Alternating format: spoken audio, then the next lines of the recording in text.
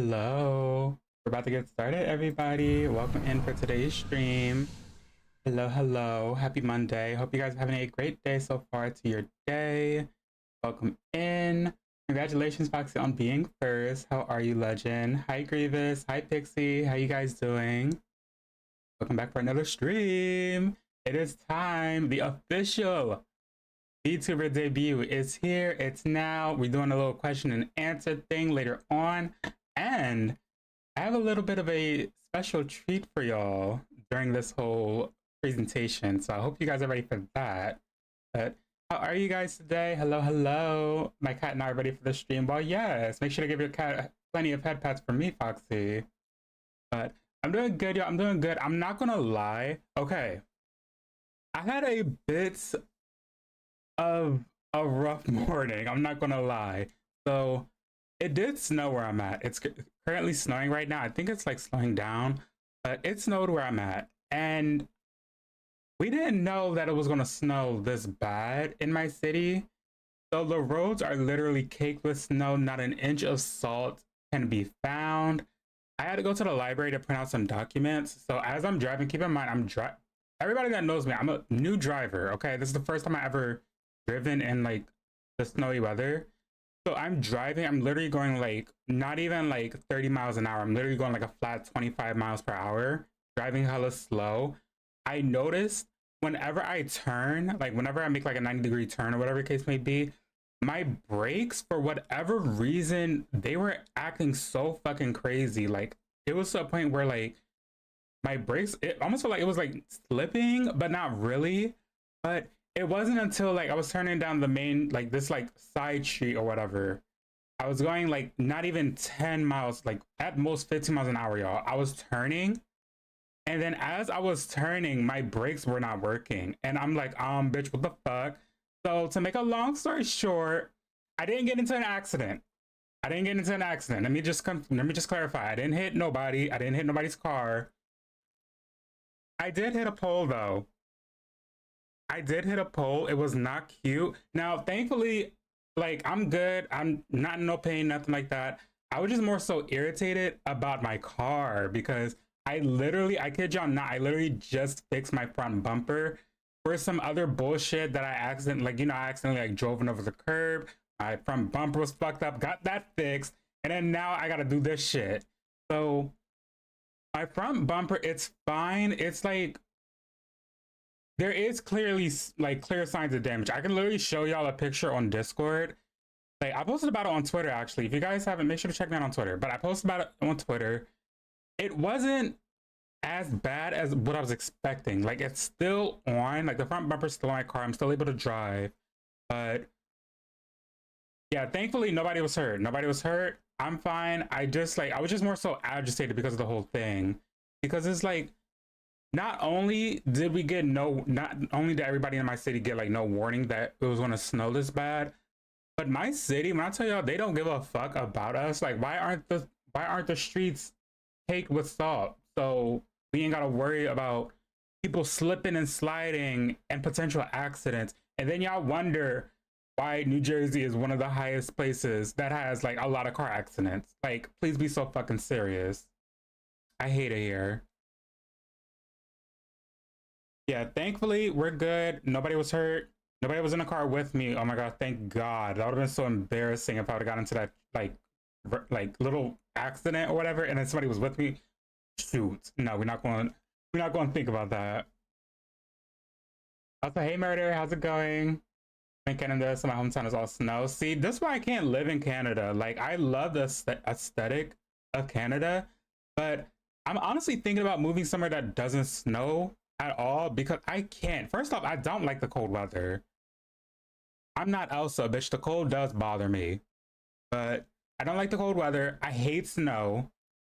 Call me a Scrooge if you'd like, but I hate winter time. Like, I'm a summer baby. I like spring and summer. Fall is a close second, but I hate winter. Doing good. That's good to hear, Murder. Glad to see you here. Thanks for stopping in. Call me Elsa because it doesn't bother me. See, Foxy, you can have that. You can have the cold weather, but the cold bothers me, bitch. I can't. All right, enough story time. Let me start the music, and then we're gonna get into the presentation, y'all. I hope y'all are excited, because bitch I am. I worked tirelessly on this slideshow. Both the slideshow and this little like short story, like fanfic-esque.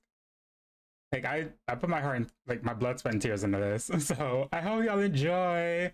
But yes, this is our official Vtuber debut slideshow.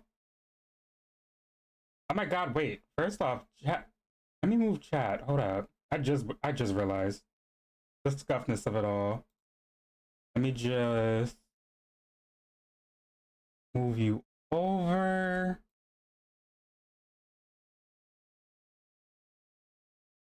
And then that, okay, that looks a little bit better. That looks better. It is kind of scuffed, I'm not gonna lie, y'all. The scuffed, which, look, not too much, Fox, not too much. Actually, hold up, no, because this gonna piss me off if I leave it like this. So, how about wait, hold on. Do that, move y'all up here. And let me do that. Okay, that's a lot better. That's a lot better. Yes, get y'all popcorn, get y'all snacks, get y'all drinks. Had a nice nap, and before that, my first job interview of 3 this week. Oh, how'd the interview go, Murder? Nice. Hopefully you get the job. It's true.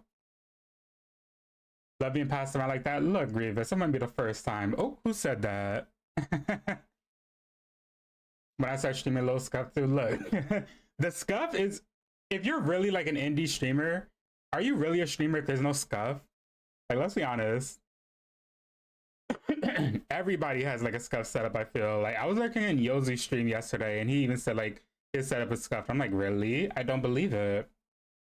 All right, but let's get into the slideshow, y'all. I'm really excited. I'm really excited. Okay. VTuber debut slideshow. Let's go. Who am I? So, hey, y'all. My name is Seven. I'm known as the Celestial Witch. I work as an occultist, giving tarot readings, crafting spells and hexes, amongst providing other services that others may deem a little bizarre. A little bizarre. What I mean by that, well, that'll be revealed later on. And when I'm not busy at my shop, I'm a hardcore gamer, editor, and a very, very washed Ari main. So I hope y'all enjoy y'all stay. Yes, when I'm not busy at my shop, I play video games, I edit, I pig out on food, and I play League. Like any stinky League player would do. It's true. All right, so I have a little bit of frequently asked questions that some people may have. We're gonna answer them right now. Never washed? Well, look, Pixie, every single time I miss a cannon on Ari and y'all clock me, like, look. I have a little wash, I fear. Look, after this little like slideshow or whatever, if I have time, I actually might queue up for some League games. So we'll see how washed the witch is. It's true. But my age, currently unknown, a mystery. However, I am speculated to be 26 years young. Maybe. Nobody knows though. My height. I am 6'2". Yes, this is true. This is facts. I am a tall bitch, okay? I can reach the top shelf of Walmart. It's true. I will say though, one thing about being tall, I had a lot of people who are, shorter than me. They'd be like, oh, you're so lucky, you're so tall. Like, you don't got to reach the top shelf. You don't got to worry about, like short people problems, like not being able to reach stuff. And I even had people tell me like they're like scared to ask me like if I can get something for them if they're not tall enough to get it. I'm like, girl, I don't care. Like y'all use my height for like benefiting yourself. I'm fine with that. Like, I'm a gentle giant.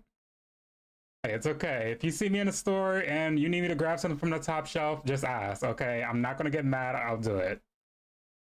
Because I understand the struggles of being short.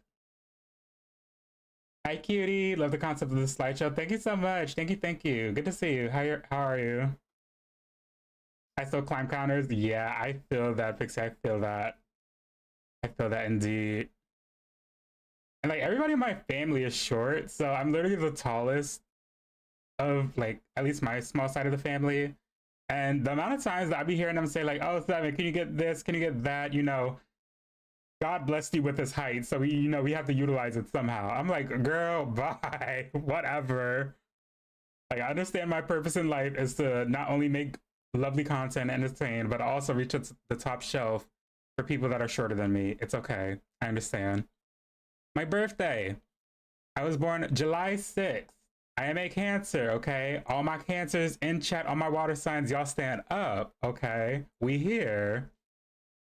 Miss Seven Wonders. Oh, Miss Maven. How are you, legend? Good to see you. Also, wait, for those that don't know, oh shoot. Okay. I am multi-streaming on YouTube. So hold on. Let me just okay, where was I at? I was right here. Okay. Sorry, y'all. But I am multi-streaming on YouTube for the first time. This is a test. I want to see if multi-streaming works for me. If it does potentially work, I will be implementing more multi-streams in the future. But so far, this is a test for the YouTube girls. Ever being late? It's okay, Maven. Look, you're not late if you're the life of the party. It's true now. Now, what demons are you fighting besides instant teammates, of course? Well, we'll touch on that later, Grievous. We'll touch on that later.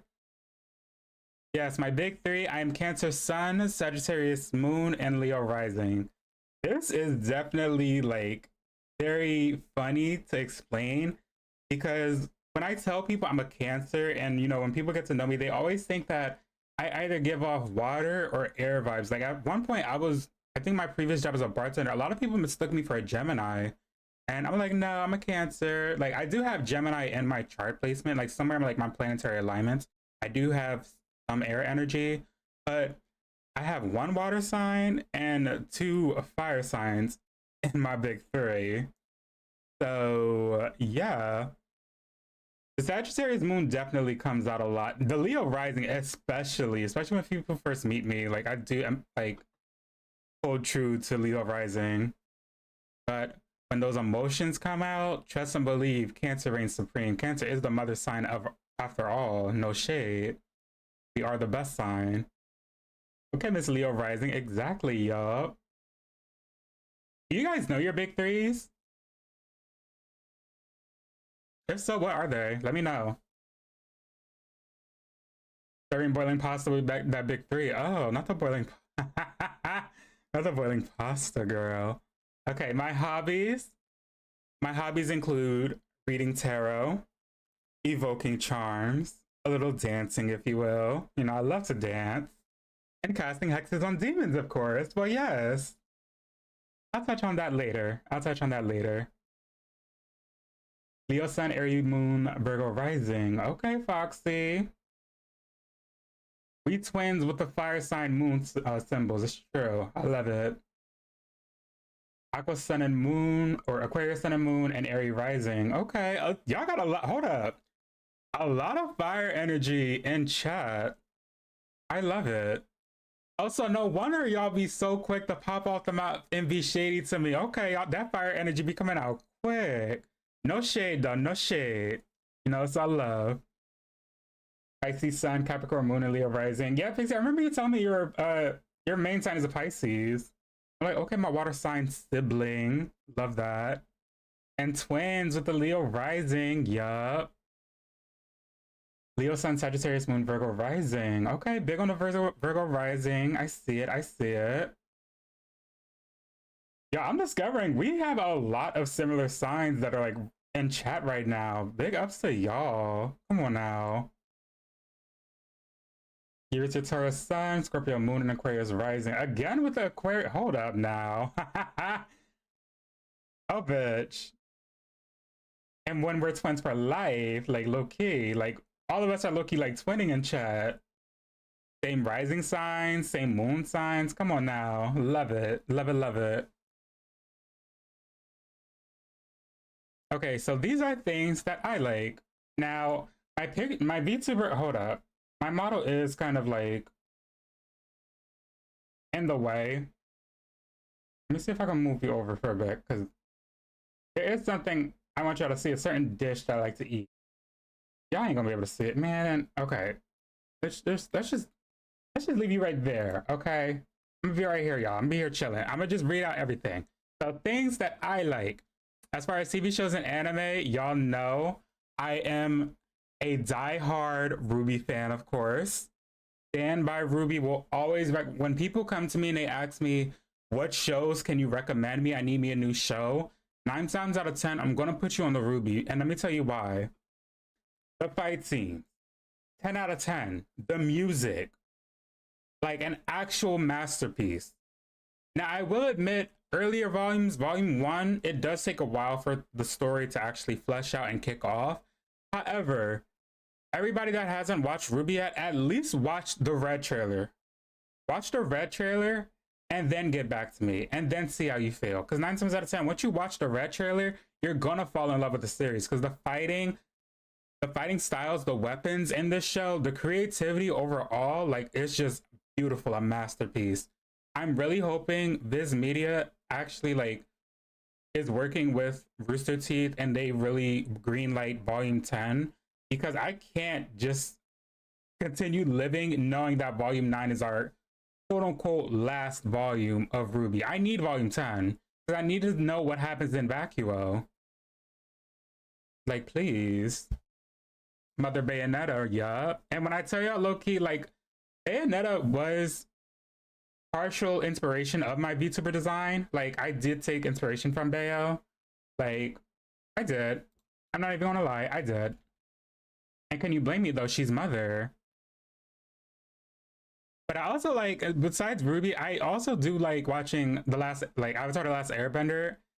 I remember when I was younger, like, I want to say around like 13, 14-ish, when I didn't have access to my PC at the time, I was watching a lot of TV.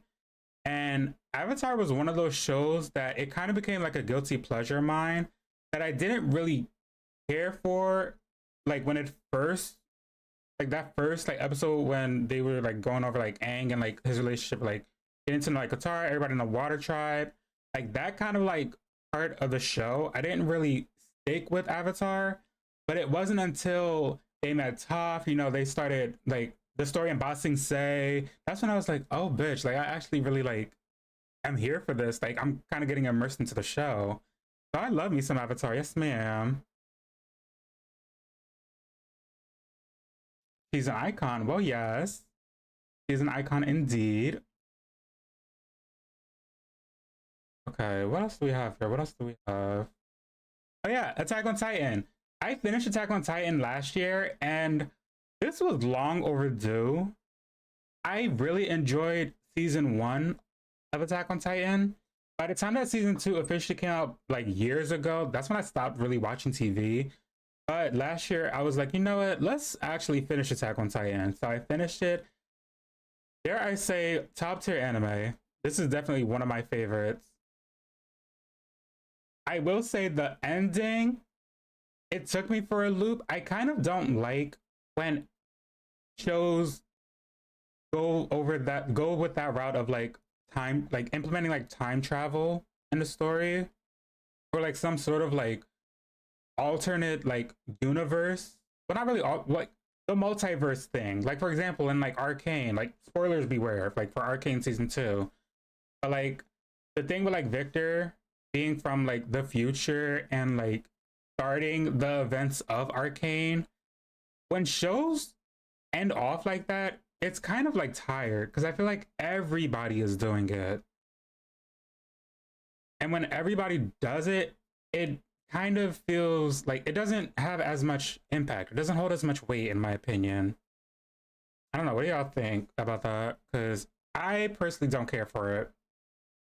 But besides the whole shenanigans with Aaron being the main, I guess, villain, as you can say, for the last season, I still enjoyed this. I still enjoy this anime. I still enjoyed it. Returns. Welcome back, Maven. Wait, I just noticed, like, did game cut out or something? Are you still here? Hello? Is this shit still working? I hope it is.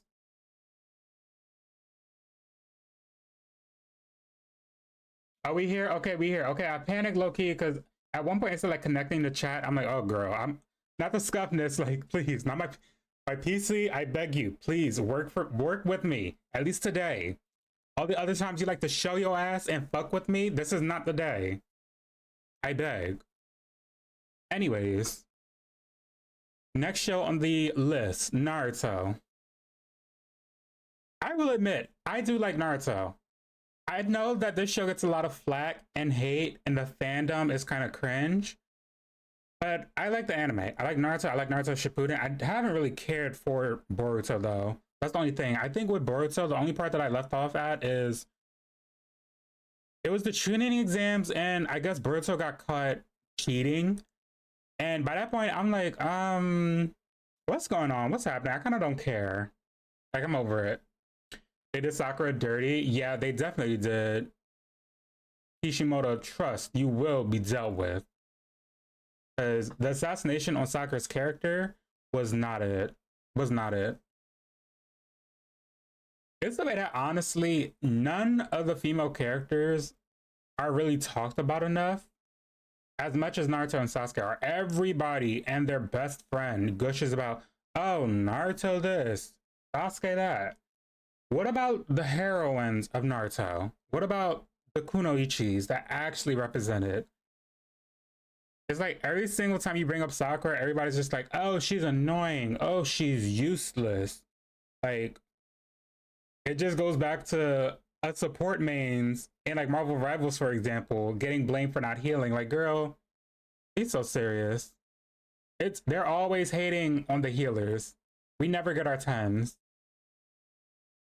But then when you have a broken rib and a busted lip and your arm sprained, who are you gonna come to? You gonna come to Sakura so she can heal you after you just badmouthed her? I don't think so. Yeah, I really enjoyed Naruto as a series. Temari by far was my favorite character, like my favorite female ninja from the series. Okay, now we have Arcane. Yup, y'all put me on Arcane. I finished it in like a good 2 weeks. I'm obsessed. I'm obsessed. Jinx, I stand by as the best character in Arcane, and I will leave it at that. Might be a hot take. I don't give a damn. Jinx ran Arcane, okay? Jinx is the face of Arcane. Not Vi, not Caitlyn, not Jace. No. It was the Jinx show, okay? Y'all realize who was the main HBIC? It was the Jinx show, it's true. The rest were just supporting cast.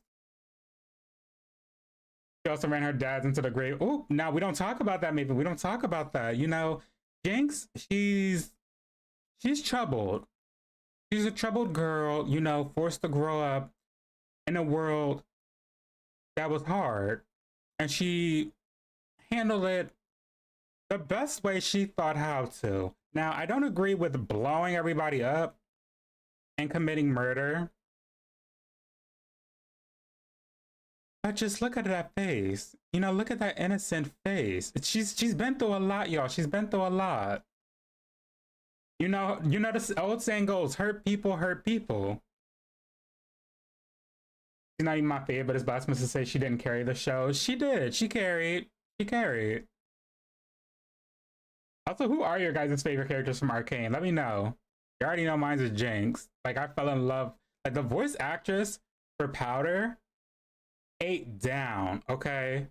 Like, especially in the end of, like, not volume, in the end of episode 3, when Vi left Powder and she was, like, going through her little breakdown or whatever. I'm like, the voice actress ate. Like, okay? Conveying nothing but emotion.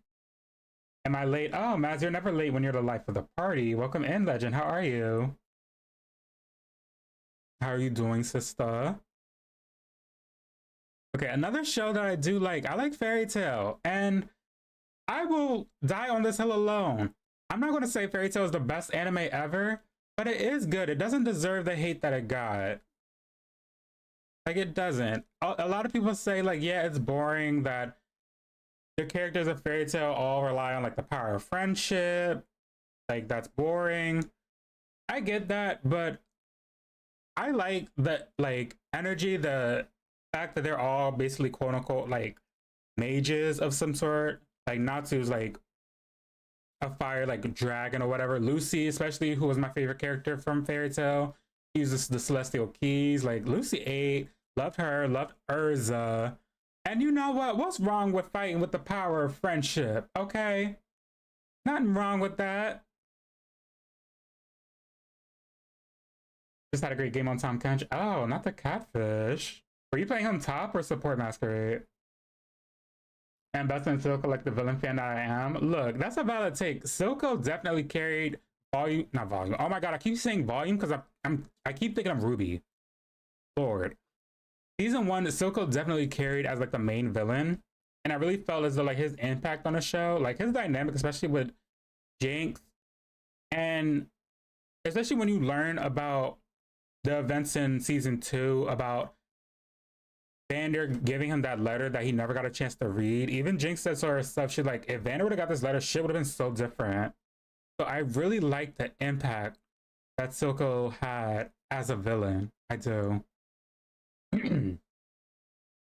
I need friendship, right? Like, what's wrong with the power of friendship? It holds us all together after all.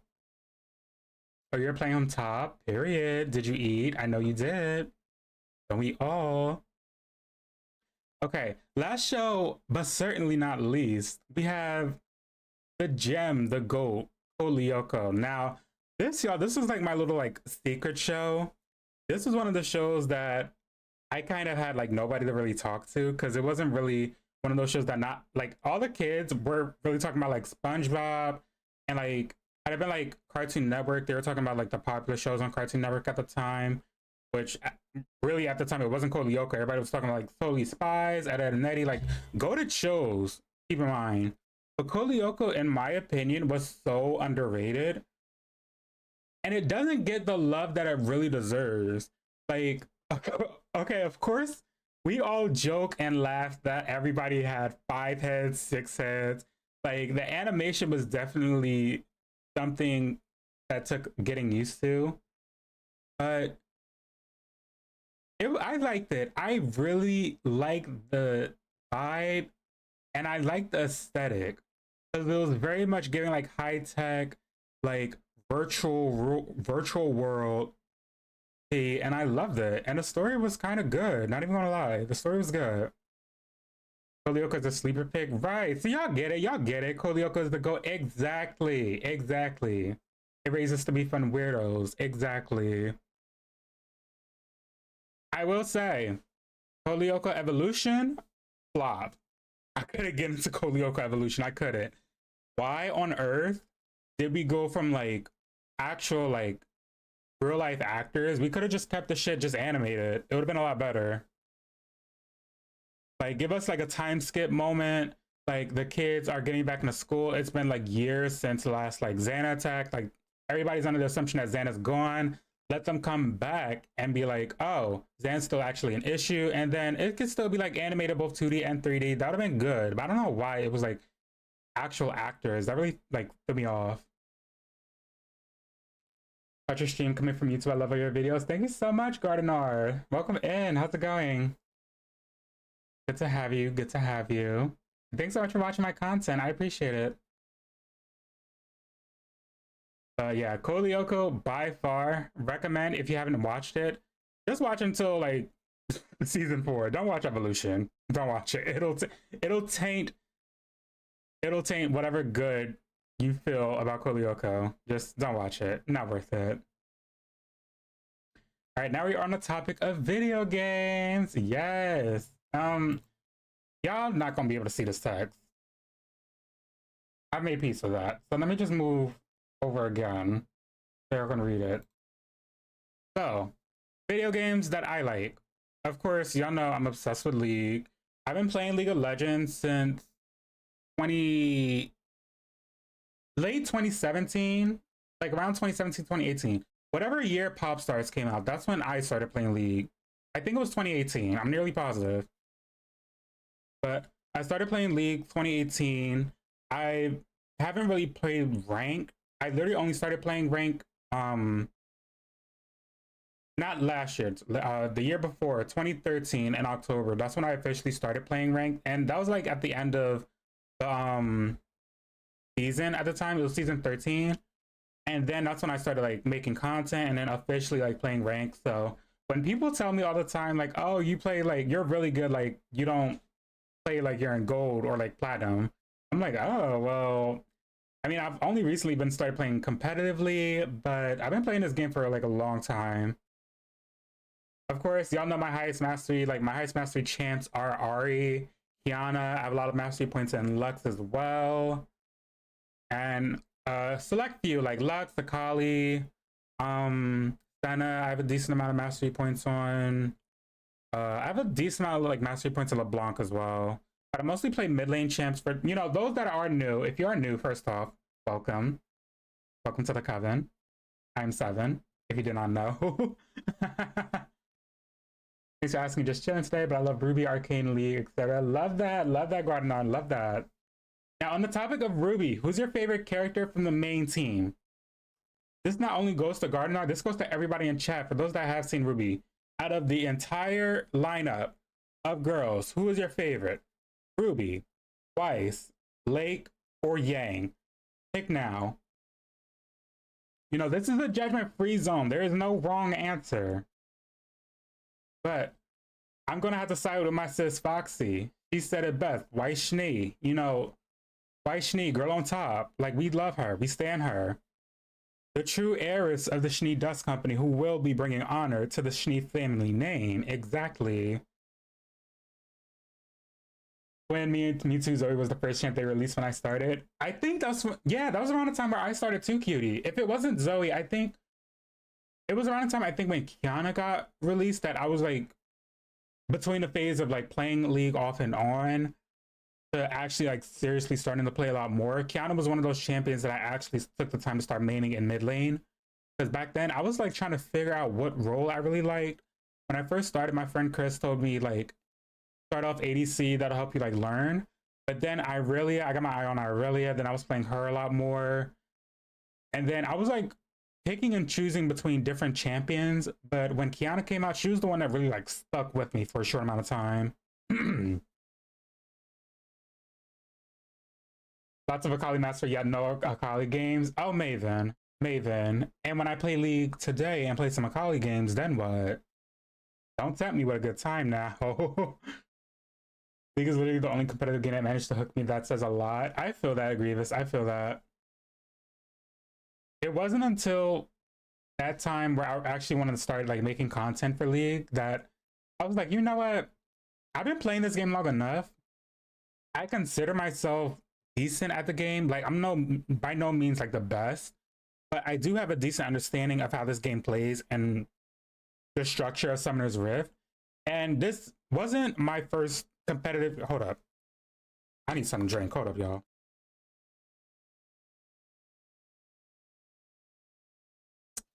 Oh my god, I've been talking for like what, 40 minutes straight? Holy. Voice was a little tired. I was a little parched, excuse me. But as I was saying, League isn't the first of like competitive game that I was playing for like an extended amount of time. The first game that I started playing competitively, funny enough, was Overwatch. Some of y'all do know, like, well, I do say it, but I haven't really like showcased any Overwatch gameplay. But back then in the Overwatch days, Overwatch 1 days, I was playing a lot of Overwatch. When I came in at the time, it was the winter event. This was the event that Junkrat got his like winter skin, and it was like a beach Junkrat kind of look. Like that was around the time that I started playing Overwatch. I've heard of Overwatch before. I just never cared enough to really play it. At the time, I wasn't really playing Overwatch. I was really playing like MMOs. I was in like my MMO era. But when I started playing Overwatch, I was maining a lot of Sombra. Sombra was the reason that I started playing, because the whole hacker aesthetic, that really like captivated me. And I was like, oh wait, what is Overwatch about? I've heard and I've watched a lot of clips of a lot of toxic shit that's been on Overwatch. So that's kind of what literally like scared me from playing it. But it wasn't until like a good 2 months of me playing nothing but quick play where I decided, I'm like, you know what? I think I'm ready for competitive. I think I'm ready. So my first competitive season that I placed in gold, which I wasn't expecting to hit gold. I was like, wow, that was like really generous. But I got to gold, and then the season after that, that's when I really started like grinding. I hit platinum, and then I ended that season diamond. And for the season after that, I was like surfing between like diamond and like low masters. But the last season that I played of Overwatch, I played up until Ash. Excuse me.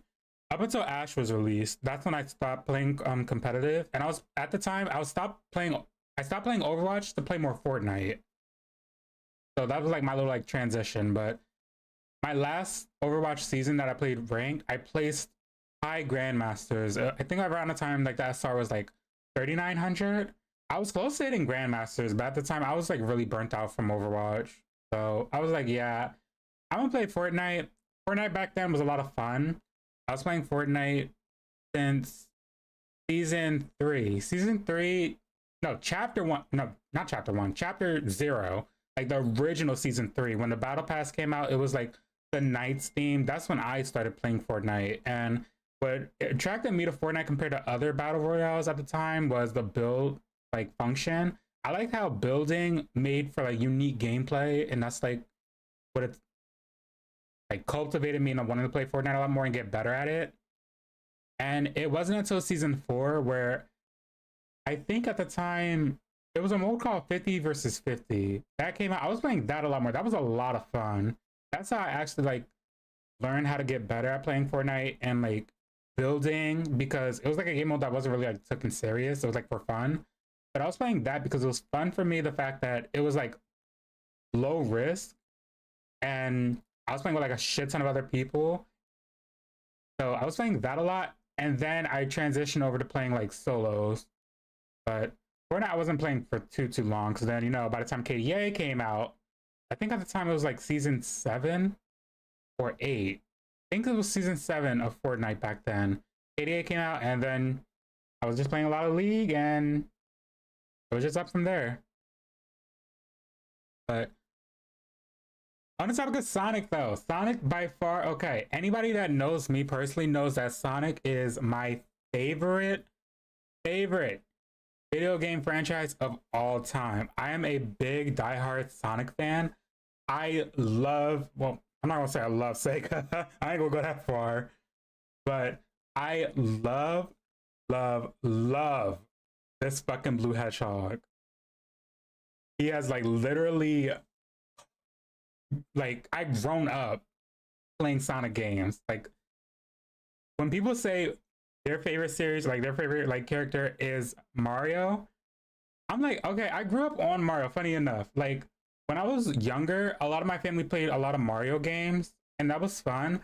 But Sonic for me is what held like dear to my heart, because one of the first games I was playing when I was younger was like Sonic the like the original Sonic from, oh my god, what's it called? What's it called? The Sega Genesis. That was like my first like earlier like moments of childhood, like actually gaming, was playing Sonic on the original Genesis. Oh, you wasn't expecting a Sonic pick? Look, it funny enough, like a lot of people don't expect that out of me. But yeah, Sonic is by far my favorite video game like franchise character. I fucking love this blue hedgehog. I would say my favorite Sonic game of all time. I can't pick one. I'm not gonna lie, I can't pick one. I have a couple. Top 3, I would say, is Sonic Riders. And me personally, I feel as though had Sonic Riders gotten the spotlight that it deserved, it could have been a big contender for Mario Kart. It could have, in my personal opinion. But Sonic Riders, and then my other top 2 for that, I would say Sonic Colors, because the music was fantastic. Oh my god, Sonic Colors music, like the soundtrack is beautiful. Sonic Riders, Sonic Colors, and oh bitch, there's so many good ones. I fear there's too many good ones. There's too many. I can't pick. Hold up. Wait, let me think. Sonic Heroes, yes. Sonic Heroes by far. Sonic Heroes was like one of the first Sonic games I actually like 100%ed as a kid, I remember. And I played it on like the original Xbox. So Sonic Riders for top 3, top 1, Sonic Riders, of course. Number 2, Sonic Colors, and then Sonic Heroes. And speaking on the topic of Sega, I also love Bayonetta, of course. My Umbran Witch sister, as I like to call her. You know, we love Bayonetta in this household. Who doesn't love a strong, independent woman who don't need no man, who don't want no man, just being an overall bad bitch? Like, who doesn't love that?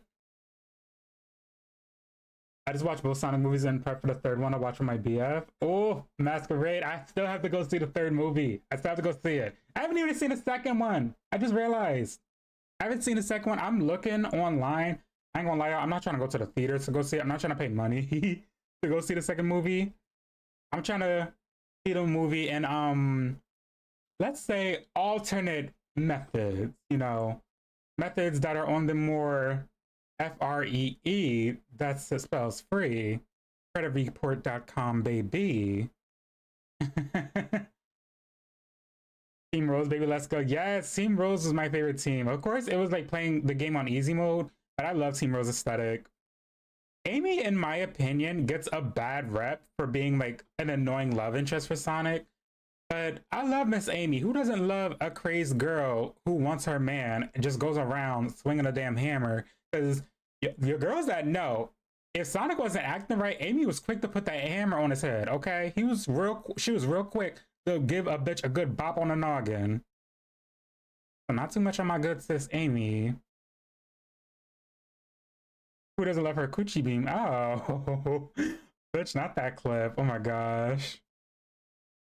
Amy gets a bad rep for being a girly, I fear. Yeah. Anybody that's a girl's girl just gets like nothing but hate. Look in DMs. Okay, I'll check DMs after the presentation, Mass. Just remind me. I'm not trying to dox my DMs. It's true. But, yes, love me some Bayonetta. Love me Bayonetta. Did y'all get a chance to play Bayonetta 3? Because I did. How did y'all feel about the ending? How did y'all like the ending of Bayonetta 3? Because me personally, I have thoughts, I have concerns, I have comments. Let's just say, in my humble opinion, I did not enjoy the ending at all. I did not. I'm all for the trope of Bayonetta passing the torch in a way. You know what? I'm lying. No, I'm not. Because Viola didn't give. Okay, I'm sorry. I didn't really have as much as a connection to Viola's character. Because it's kind of like the same thing I felt about Arcane. Like, the game just, in my opinion, it felt very rushed and almost like kind of all over the place. But you're a Blaze girly in Sonic? I love Blaze. I love Blaze's character. She was kind. I live for her.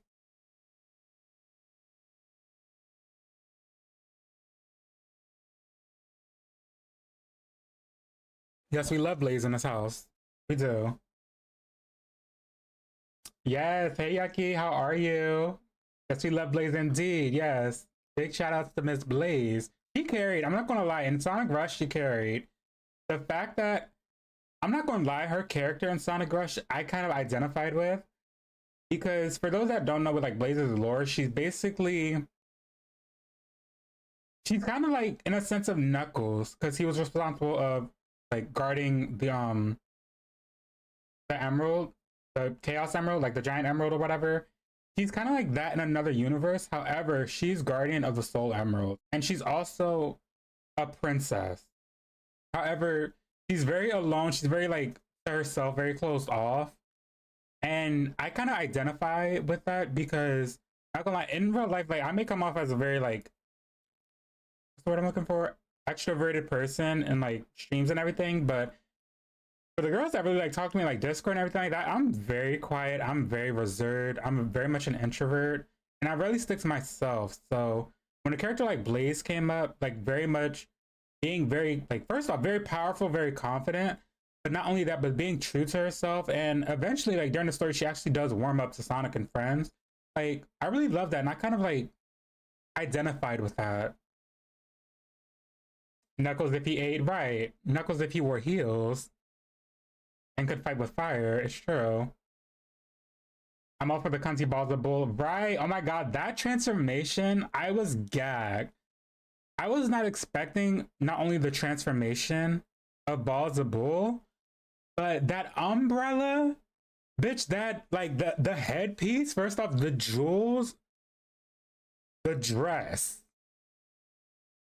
the everything, the vocals.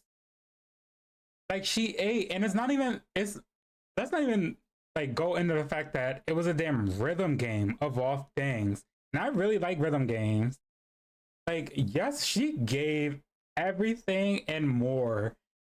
That literally made up for the whole shenanigans that was the ending of Bayonetta 3. That made up for it. Well, not really. But it did kind of soften the blow, in my opinion. Is the stage set, mistress? Right, she ate. She ate with her little entrance too. Like, yes, ma'am. All right, another game that I've been playing. Y'all heard me bring this game up a lot, like often in stream. It's called Mabinogi. It's an MMO. It's made by the company Nexon. I've been playing that a lot. Like, if y'all are, as nosy as I am on Discord, and y'all see like my little like activity or whatever, y'all will see I've been playing this game a lot. Like, I recently came back to playing Mabi a few months ago, and recently they came out with an update. Okay, so the girls that actually play Mabinogi, also Maven, yes, come through with stalking your friends on Mabi or stalking your friends on Discord. But yes, Mabi is like, it's so near and dear to my heart because when this game first came out, I was like, what, like 9, 10 years old when this game came out. I was a young bitch, but I was playing Mabi and I wasn't even good at it. I wasn't even keeping up with like the story. I wasn't doing my quest. But one thing that kind of made me stick with Mabi for so long when I was growing up was the social aspect. It was so easy to like really connect with everybody playing, to make friends. Like grouping up and doing like old school dungeons with like other people. And then like halfway during the dungeon, you can make like a campfire, share food, chatting it up. Like I miss that. I miss that era of Mabi. I miss that era of gaming. Because in my opinion, especially coming from someone who didn't really have like a lot of friends in school, who really like grew up like chronically on the internet, like playing Mabi and like connecting with other players and like talking to other players, making friends, like that was everything for me. Like that was by far like one of the highlights of like my childhood, and not even just with Mabi, with other games itself. Like Mabi was like the start for it. Like Mabi like helped me talk to people. Like I don't know if y'all can relate to this, but at least for me being an introvert, I don't go through this anymore because I've grown up, and like gotten used to like talking with strangers or whatever and like meeting people and conversating. But when I was younger, like even like as a teenager, that was something that I really struggled with. What are we on about? Oh, we're talking about Mabi Masquerade. We're talking about this game called Mabinogi. It's a game that I used to play when I was way younger. It's an MMO. If you haven't tried it, definitely give it a try, because right now there's an event going called Master Plan. So anybody that's new or returning to Mabi, this is like the perfect time to come back because there's like a lot of events. There's a new talent that came out called Battle Astrology. That talent, oh my god, it's almost like Nexon knew that talent was made for me. Okay, so let me just break it down. For those that don't know, talents are basically the class system for Mabi. It basically has like certain talents like close combat for like warrior, mage, alchemy, fighter, ninja. Like there's different like classes, quote unquote, but they're called talents. There's a talent that came out recently. It's called Battle Astrology. It's very much, hold up.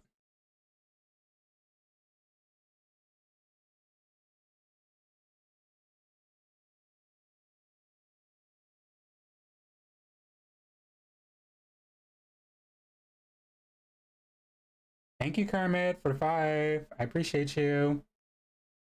But I've seen you play that like, every day. Yeah, I've been on the grind, Maz. I've been on the grind. It's so fun because I have my other like IRL friends playing as well, and they've been helping me a lot of like progress with the game.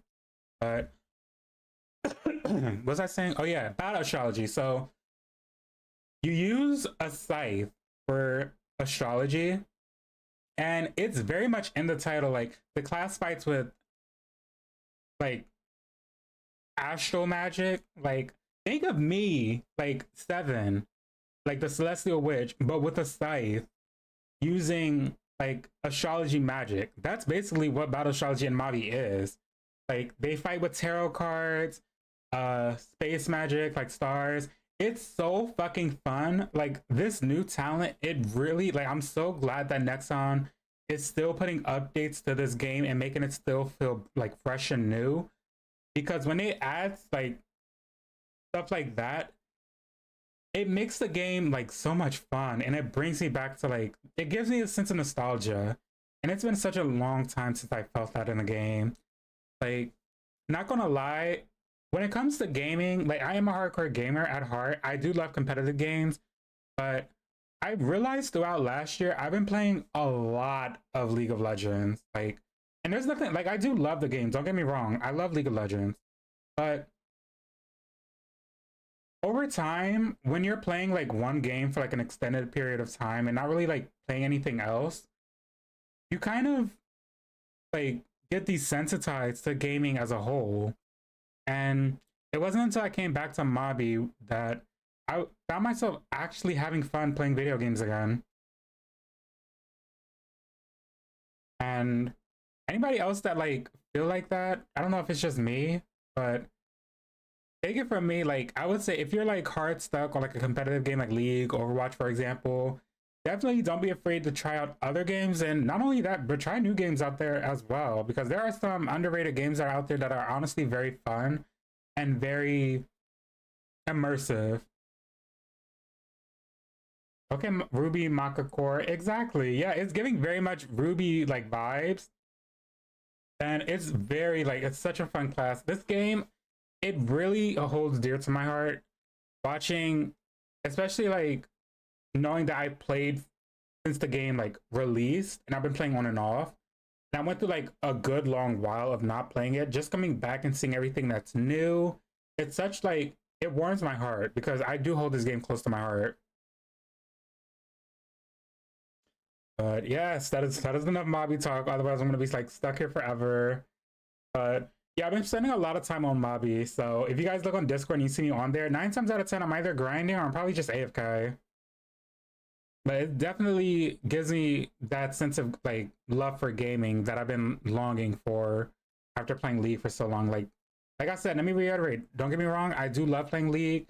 However, especially now that I'm playing ranked, I find myself getting tilted a lot. And to avoid getting tilted and like actually like having League like damn near ruin gaming as a whole, I just turn it off, log off, play some Mobby or play something else, and I'm having a party. Okay, now let's talk about some food that I like. Okay, so pasta. I am a slut for pasta. I'm not gonna lie, y'all. I love me a good little, and I don't have favorites. I just love pasta. I like me a little chicken Alfredo moment with broccoli. I like me, you know, a little pot, like a spaghetti carbonara, you know, regular spaghetti, like with like meat sauce, like lasagna, baked ziti. Bitch, I don't discriminate. I loves it all. Okay, I'm a pasta girly at heart. I know Olive Garden hate to see me coming. That's what I'm gonna say about that one. Whenever I get tilted, I use shopping therapy and buy more skins. See, Maven, I'm not even gonna judge you because I do the same thing. I'm not gonna lie. Especially when I go through like a champion that I want to learn. I have a bad habit. I gotta stop doing this. I've been good on doing it like recently, but when I was like playing League of Legends like early on, like back then, especially when KDA came out, any champion that I like took interest in like learning how to get good at or was playing, I never liked playing their base skin. I always needed a skin because I felt as though if I played with a skin, it would make me play better. So I end up buying the skin for them. I would play one game where I would eat, and then another game where I would flop, never touch them again, and then move on to the next champion. And the cycle continues. And the only thing that was getting hurt was my time, my energy, and my pockets. Oh, Lord. You bought a cat in this one? Oh, which skins did you buy, Maven? Speaking of which, Katarina's Black Rose skin, the Prestige is coming out soon, right? Is there even a what? You can't get Prestige skins free no more, right? You gotta pay for them. Oh, right, you will be handled for that. That is so ugly. Yeah, besides pasta, I also love pizza. I'm a pizza girly. Y'all just seen a pattern. Yeah, just say, like, at this point, I just love Italian food at this point, but I do like pizza. I'm a pizza girly. Now, I have a tendency of getting pizzas from, like, actual, like, authentic pizza shops, like Italian pizza shops. However, if I'm craving, like, a corporate, like, pizza chain, I feel like, in my personal opinion, Pizza Hut has the best pizza. That's just me. Pizza Hut is just that girl. It's on top. I like Domino's. I'm okay with Domino's, but low-key, Domino's kind of fell off as of lately. Like, before when I was younger, Domino's was the tea. And there was a time where I was like, at the time I was living with my grandma, me and my sister were, and she, like every Friday she would get us like Domino's. And we used to eat that shit up like nothing. But recently I tried Domino's and I'm like, it's not, it don't give. It's like, it's whatever. I love all kinds of pizza, but to BH, nothing hits harder than a good frozen pizza. Honestly, I feel that. A good box pizza, you know. Nothing wrong with a good DiGiorno. It's okay. I mean, it's all right, right. Like Domino's, it's okay, but pizza is just supreme. Sorry. I love the aesthetic of pizza, but I don't like pizza, I fear. I feel that. I get that. All right, so I also have African food put up here. So me being naturally an African-American human being, there's this, of course, like a little bit of like IRL 7 lore. My grandparents are Liberian, like fresh off the boat from Liberia. Love them down. Rest in peace, grandma and grandpa. I love you down. But when I lived with them, my grandma had like, it's not even like a recipe or whatever, but there's this dish called cassava leaf, and that's what this picture is right here. I can't really zoom in, but not waiting for my ban. Look, I'm not going to ban you, Maven. I'm not going to ban you. Look, we can argue about pizza toppings, okay? That doesn't mean that I'm not going to ban you. As long as you're not going to say, you know, shit like you like pineapples on pizza, then you're safe. But it's this dish right here in like the bottom left corner, y'all. It's called cassava leaf and dry rice. This is so bomb. Like, okay, so basically what it is it's kind of like greens that have been stewed in like a spicy kind of like sauce. And my grandma always made it with turkey necks. She cooked it with turkey necks, a bunch of spices. This shit is hot as hell, y'all. I ain't even gonna lie. If you don't like food, if you don't like spicy food, do not try this because this is gonna burn your mouth. But I love the heat. And I was young as hell eating this shit. And y'all, this was so good. Like over a bed of rice and a good old cold bottle of water. Oh, this ate down. This was such a vibe. I'd live for it. If you guys have access to getting African food anywhere where you're at, like where you live, definitely try cassava leaf and rice. It's so bomb. 10 out of 10 would recommend.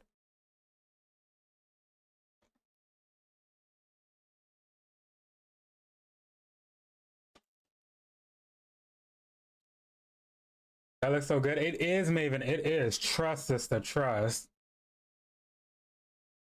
As a Korean, I love any spicy food over rice. Same. Me too, Maz. Me too.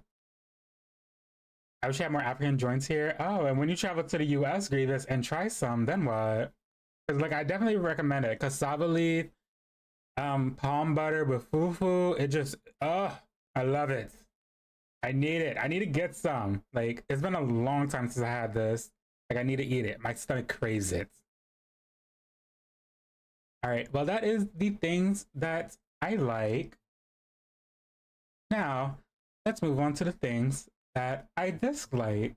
And let me move back over. I'm tired of being shuffled around all over the place. Seven, get it together. Spicy food is like, okay, but I fear it makes me suffer. Tummy aches will kill me. Aw. Maybe you're missing out. I'm sorry. It's so good. I have family in New York. I just might. Look, you have to, Grievous. You have to.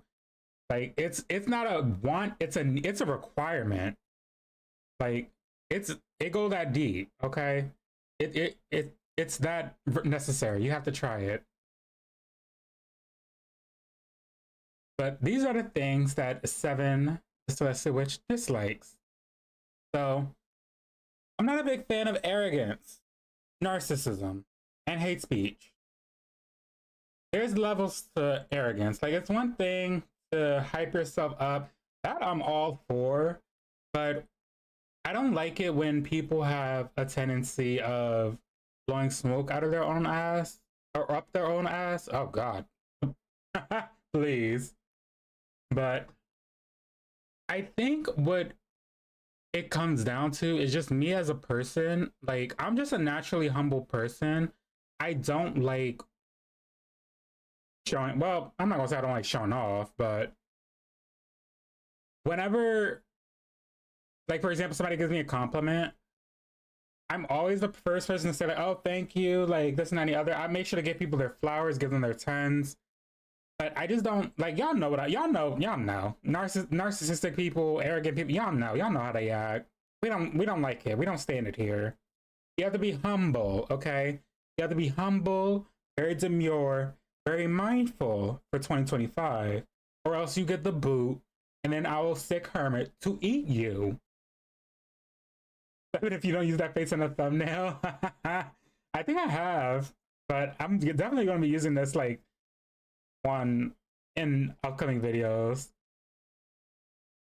Confidence to the point of not reflecting on yourself. Exactly.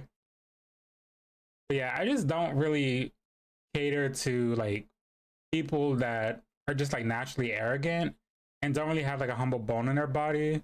Like humility is just nice. It's nice. It's, you know, it's just something that I'm just naturally attracted to.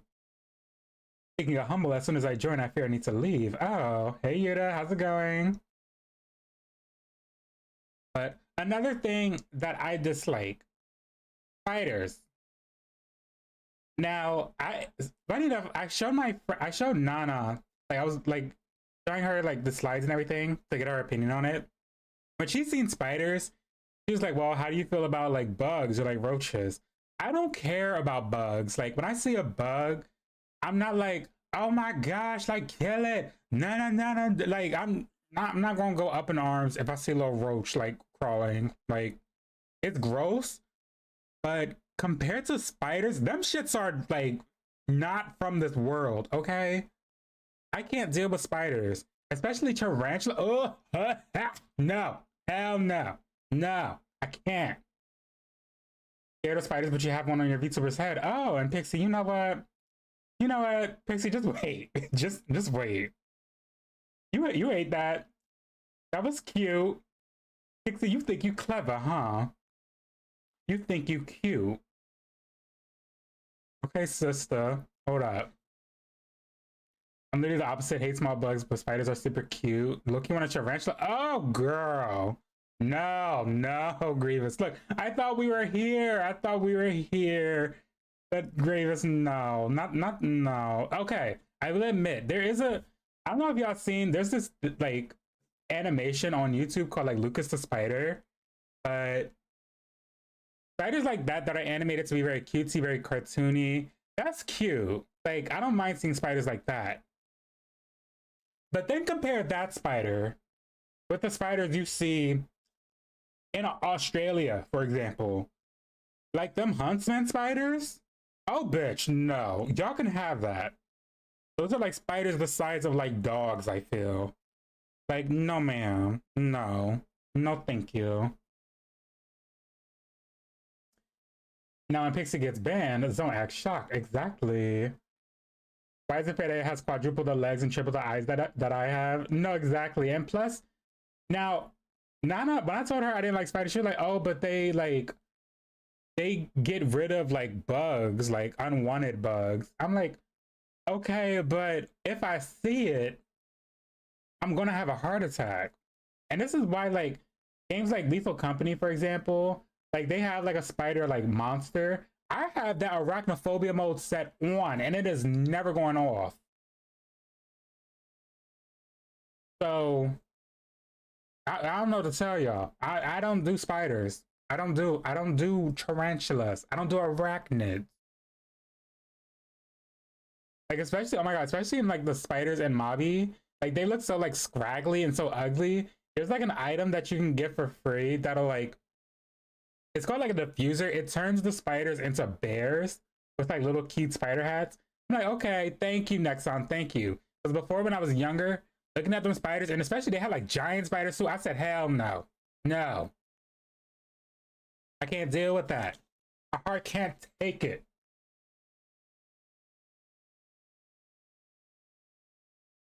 I can't with spiders. Ugh. Third thing that I dislike, and I did touch on this earlier. I hate the cold weather. I am not a winter girly. I like being outside where it's warm. I like the sun shining on my beautiful skin. I don't like the cold. So when I meet people that are like, oh, I love the winter, I pray for y'all. Because I feel like winter, I'm like, no, especially snow. I hate snow. I don't like snow, especially after the bullshit that happened today. Fuck snow. Everybody that's like, oh my gosh, I love the snow. I love playing in the snow, making snow. Bitch, try driving in the snow, then come talk to me. Now you're all winter girlies. Oh no, I feel like I'm going through like a heartbreak. Like, I feel like I'm going through a breakup. No, like summer and spring is where it's at. I'm telling y'all, I can't with snow. I can't. It makes me like picking up snow. It gives me that same effect as like touching styrofoam. Like it makes it makes me cringe, and I like it makes like my body itch. I don't know if that makes sense. Like picking up snow or touching snow, it's almost like nails on chalkboard for me. People that love snow just don't have driver's license. No, clock that to you to clock it. Because no.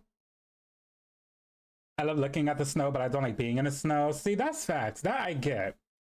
Like, don't get me wrong. I do like the aesthetic of snow. I like, you know, it's wintertime. Like, just imagine a setting. It's wintertime. You're bundled up in the house next to the fireplace. You got a nice cup, like, you got a nice mug of, like, hot cocoa or whatever with some marshmallows. Like, that's cute. That's a good setting. But no, especially after today, fuck snow. I can't. Now winter making her teeth hurt. No, right. I can't.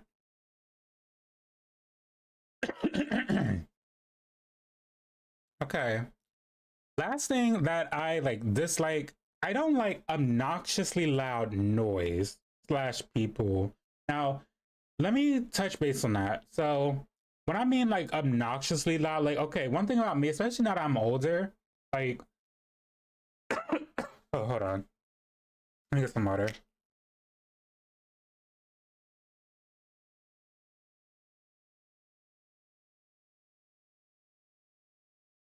Ugh. Okay.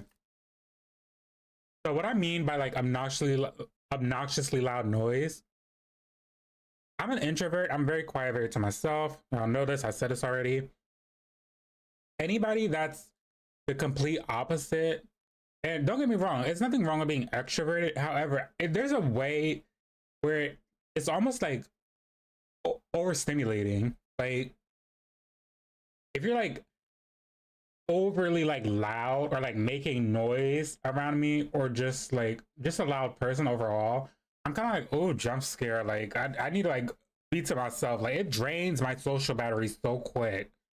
Being around people that are just like obnoxiously loud. Like I don't know if y'all understand, but like let me know if y'all feel me on that, because I feel like I'm the only one.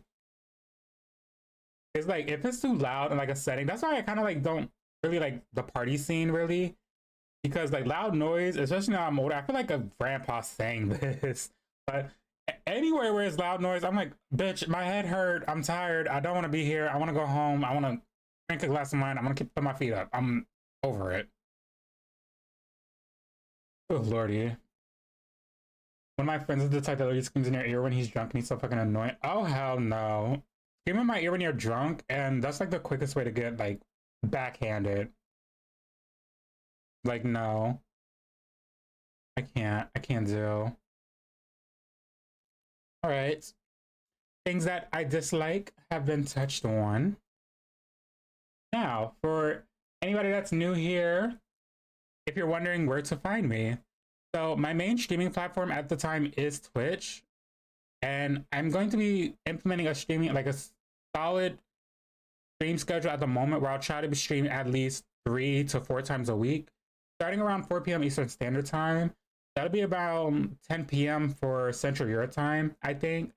But anybody that's new here, make sure to hit Discord, the exclamation mark Discord. Make sure to join the Discord server so you get notified whenever I do stream, because I am going to be starting a second job soon. So I am going to be working 2 jobs. So it is going to be kind of harder for me to stream a lot more often. But any updates, any changes that may happen, definitely make sure you're in my Discord server so you get notifications on that.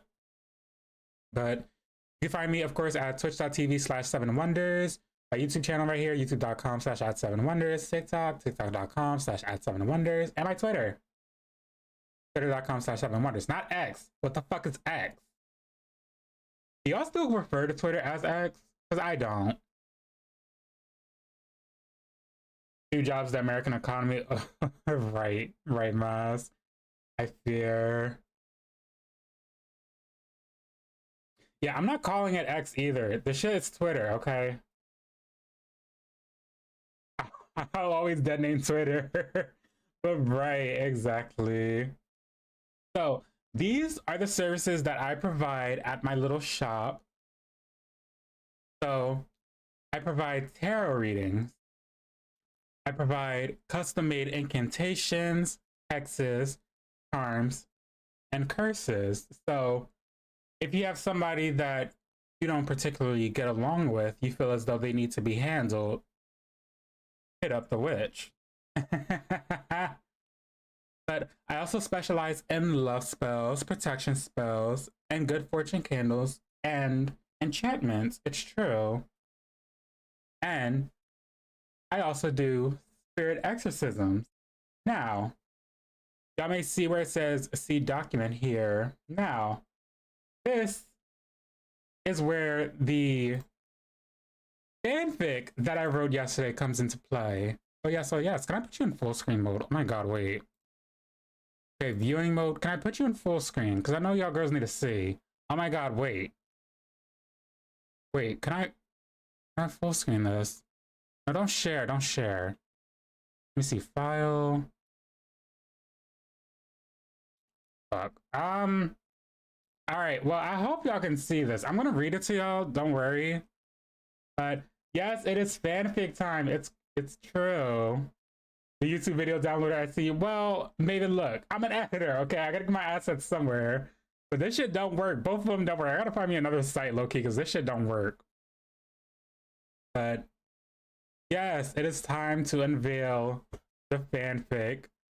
It is true. I know y'all low-key started reading it, so I'm gonna start reading it. Hold up. Let me take a little sip.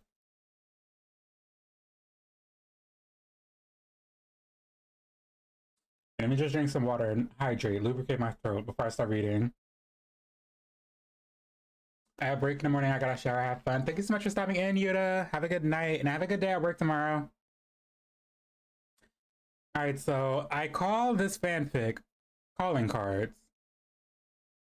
So here's the setting, y'all. Now, okay, before I start reading, okay, bear with me. It's been a long while since I've written a fan fiction before. And I'm not the best at like reading out loud. So if I do stutter, if I do mess up, please bear with me. But the setting is as follows. So the atmosphere is bustling with energy. Travelers, street thugs, and those in between crowded in an underground tavern just on the outskirts of the main kingdom.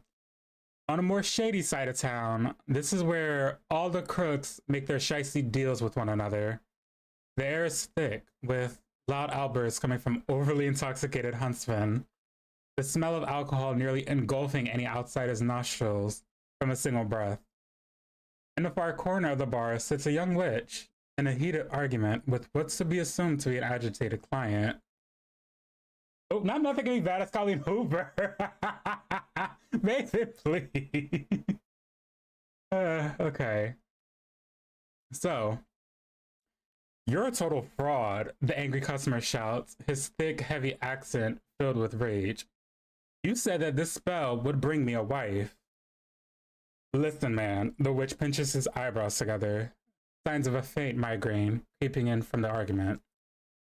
Like I explained to you several times already, fatal attraction is meant to charm any potential partners to fall in love with the user. Then why is it that not one lass has given me not so much as even a sideways glance? Only men, the client demands. Well, the witch pauses, a snicker accidentally slipping from his lips. I did say any potential partners. The man's eyes narrowed. What are you saying? He says, as he leans closer to the occultist. What he's saying is, if your looks aren't bringing in the girls, maybe try playing for the other team, an obnoxiously loud and childish voice retorts. It took the man a second to realize that sound came from the young witch's hat, its bright yellow eyes boring right into the client's soul, almost like it's taunting him. Hermit, the mage scolds. What? The man sputters, eyes widening in shock. He abruptly stood from his seat, the wooden chair knocking over in his fit of fury. That's it. Give me my money back.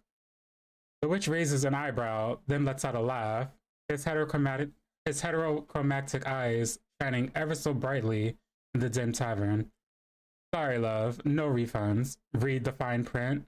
He points a freshly manicured black nail towards his business card laid on the table, which reads in bold white font, no refunds. The heart. Not Hermit outing the down lows. Exactly. Look, just stay tuned. Just stay tuned, y'all. Just stay tuned.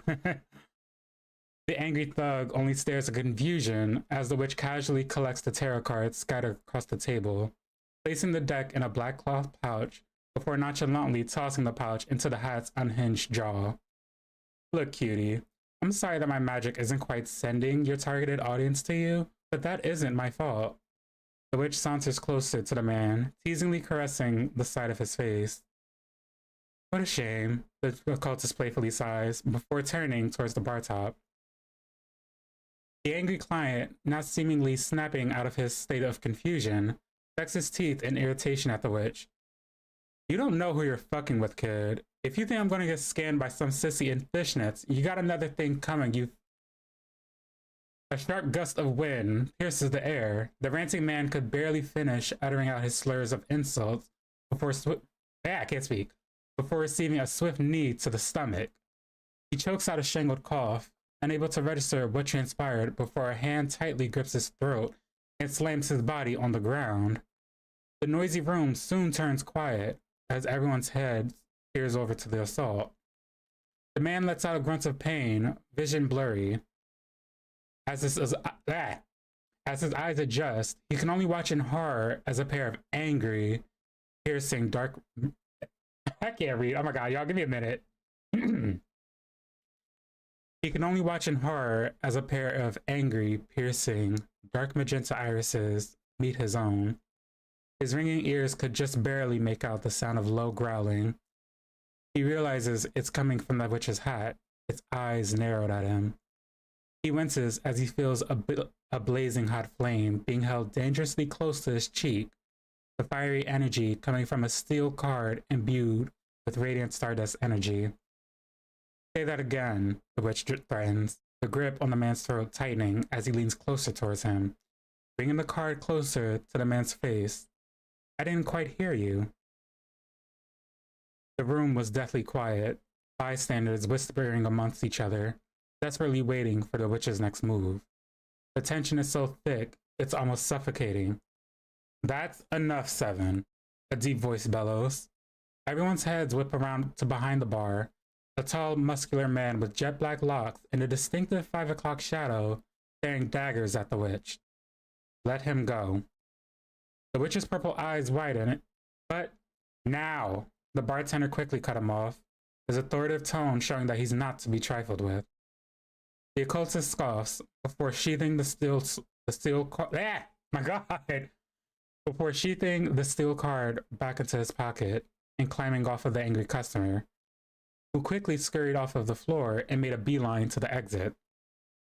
There's a brief, awkward, and tense silence, though it doesn't take long before things return to normal, the air buzzing with laughter. The bartender signals the witch over. The occultist only gives so much as an eye roll before following his orders, taking a seat in one of the stools. The mysterious bartender shakes his head, pouring mixers and liquors in a cocktail shaker before filling it with ice. You can't keep scaring off my clients now, kid. This is the 4th one in a month, he lectures, as he vigorously begins to shake the contents in the mixer, his bicep flexing under his tight black top. I would be scaring off your clients if you want to stop sending their disrespectful asses my way, Leo, Seven argues, pointing a stiff finger at the bartender, who only sighs in defeat. He cracks open the cocktail mixer, straining the light pink contents into a martini glass, before adding a citrus garnish. This is the last out-call client. Any other clients you got for me? Send them to my shop, cause I'm over this, Seven says. Leo gruffs, sliding the drink over to the witch. The mage takes a sip, the sweet taste of citrus mixed with coconut liqueur dancing on his tongue. Still got your mother's temper, I see. Seven inhales sharply, the mentioning of her, bringing back a vivid memory of that fateful day, burrowing deep into his mind. His eyes peer down solemnly to the drink in his hand as he goes quiet. Right, he says, before downing the entire cocktail. The witch raises to his feet, shoving his hands in his pockets before turning to leave the tavern. I need some air. The awakened moonlight illuminates the dark skies above Samhain, the streets almost barren save for a few lone street rats scampering onto the terrace. The witch leans against the concrete wall adjacent to the tavern. Deep in thought, he can't help but reminisce on the voices ringing into his head, replaying that moment. You must carry on the legacy of the coven. I can't. I'm not strong like you. Yes, you are, my child. You have the strength necessary to wield the power of the stars. You must claim it. But if I do, then you'll die. Sweetie, it's okay. Don't be scared. I'll always be with you. I love you, my son. Excuse me? Seven snaps out of his trance, turning wide-eyed to an older woman in a gray hooded cloak staring at him in awe. Your name's Seven, right? The Celestial Witch. That's you, yes? She asks in a soft voice. Yeah, that's me. Can I help you? He responds, clearing his throat and fixing his posture, giving the woman his undivided attention. She stampers. My ex-husband and I heard that you specialize in spirit purging. The witch's ears perk slightly. A mysterious glint sparks in his eyes. The brief mention of spirits awakens Hermit out of his slumber. You need an exorcism, he states boldly. It's my son. He's in a coma and we don't know what to do. Take me to him.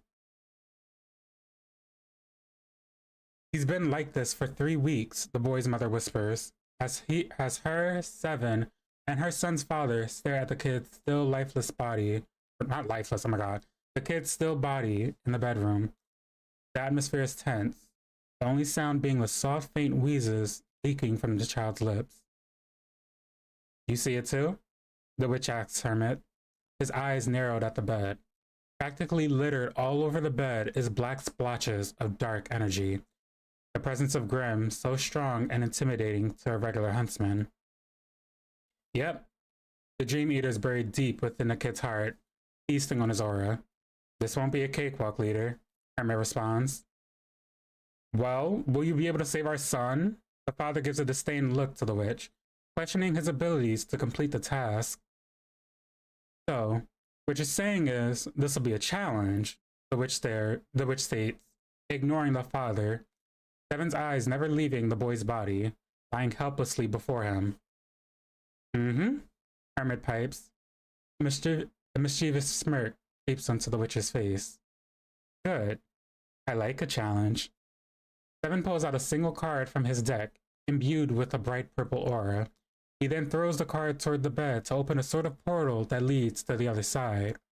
He then turns back to the parents.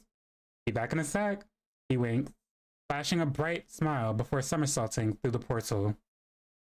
Just as the celestial witch crosses the plane, he leaps into the air before diving down, letting out a battle cry as he delivers a swift kick to the Grimm on the bed, gnawing at the boy's life force. The monster screams in agony. The room then begins to shift, the childlike portraits on the wall almost melting off as the Dream Eater's domain replaces the scenery. A dark dungeon of some sort. The boy's unconscious body locked in a cage in the center of the room, guarded by the demon. Its lycanthrope-like appearance bearing before the witch. Its piercing red eyes glaring daggers at him as it lets out a mangled snarl. Its long, razor-sharp claws highlighting the amount of aggression and power this Grimm possesses.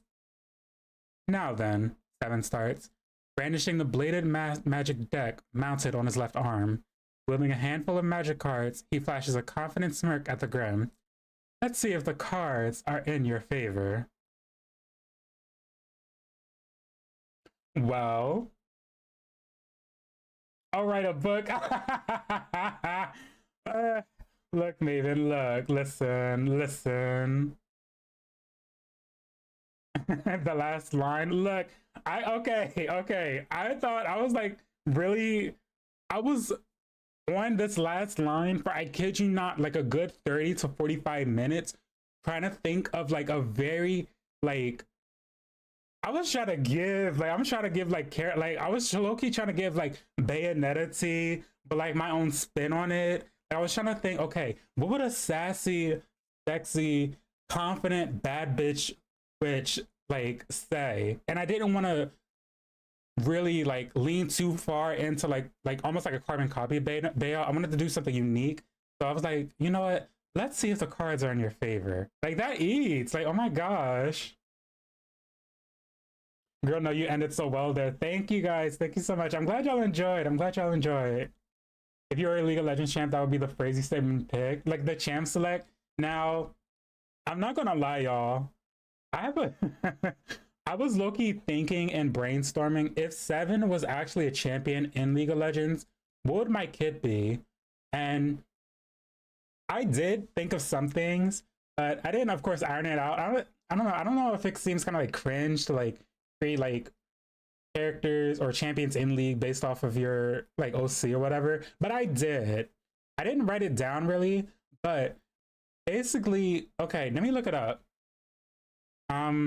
There's a class in this game called Lost Ark that I used to play.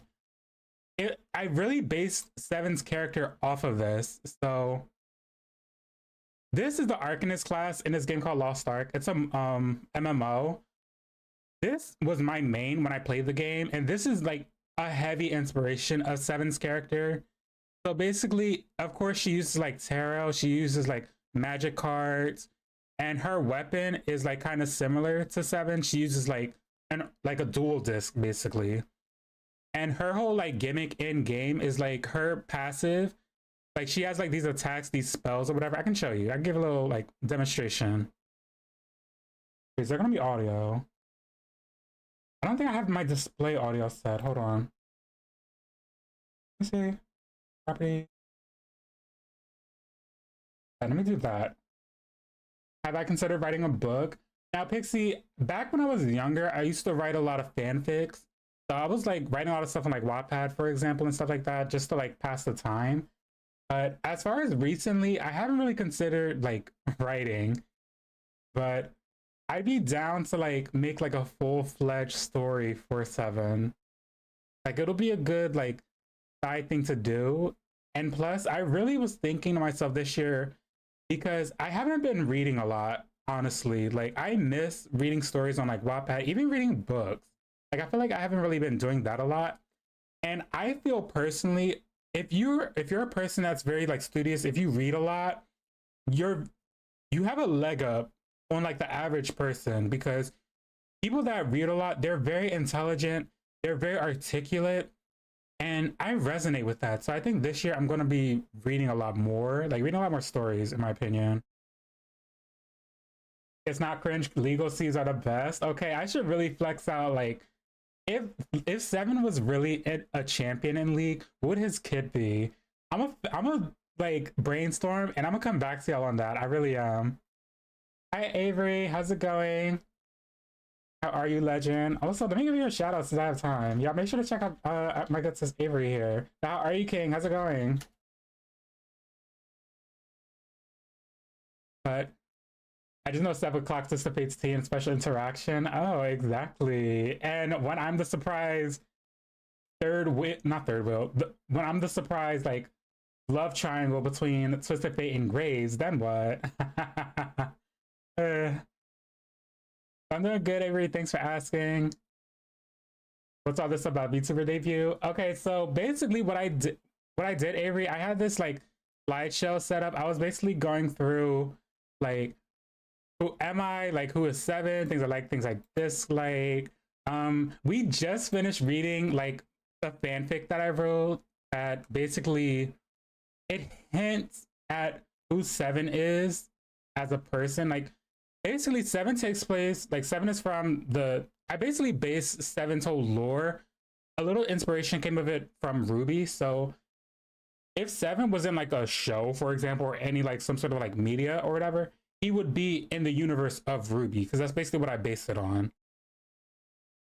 But basically, Avery, Seven is a witch, of course, that does spells, does tarot readings. However, I do have a bit of a side hustle of what's called spirit purging, which what that basically means is, oh bitch, hold up. Anyways, what that basically means is negative emotions, like for example, like depression, anxiety.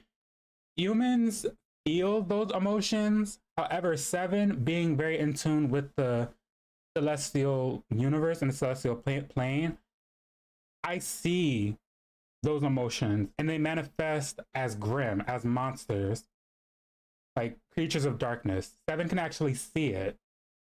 So when there are cases in like the world, like the kingdoms, for example, if anybody has cases of like, oh, they're going through something heavy, like this is like a pandemic that goes on in not really Ruby, but basically what I like my alternate universe, basically.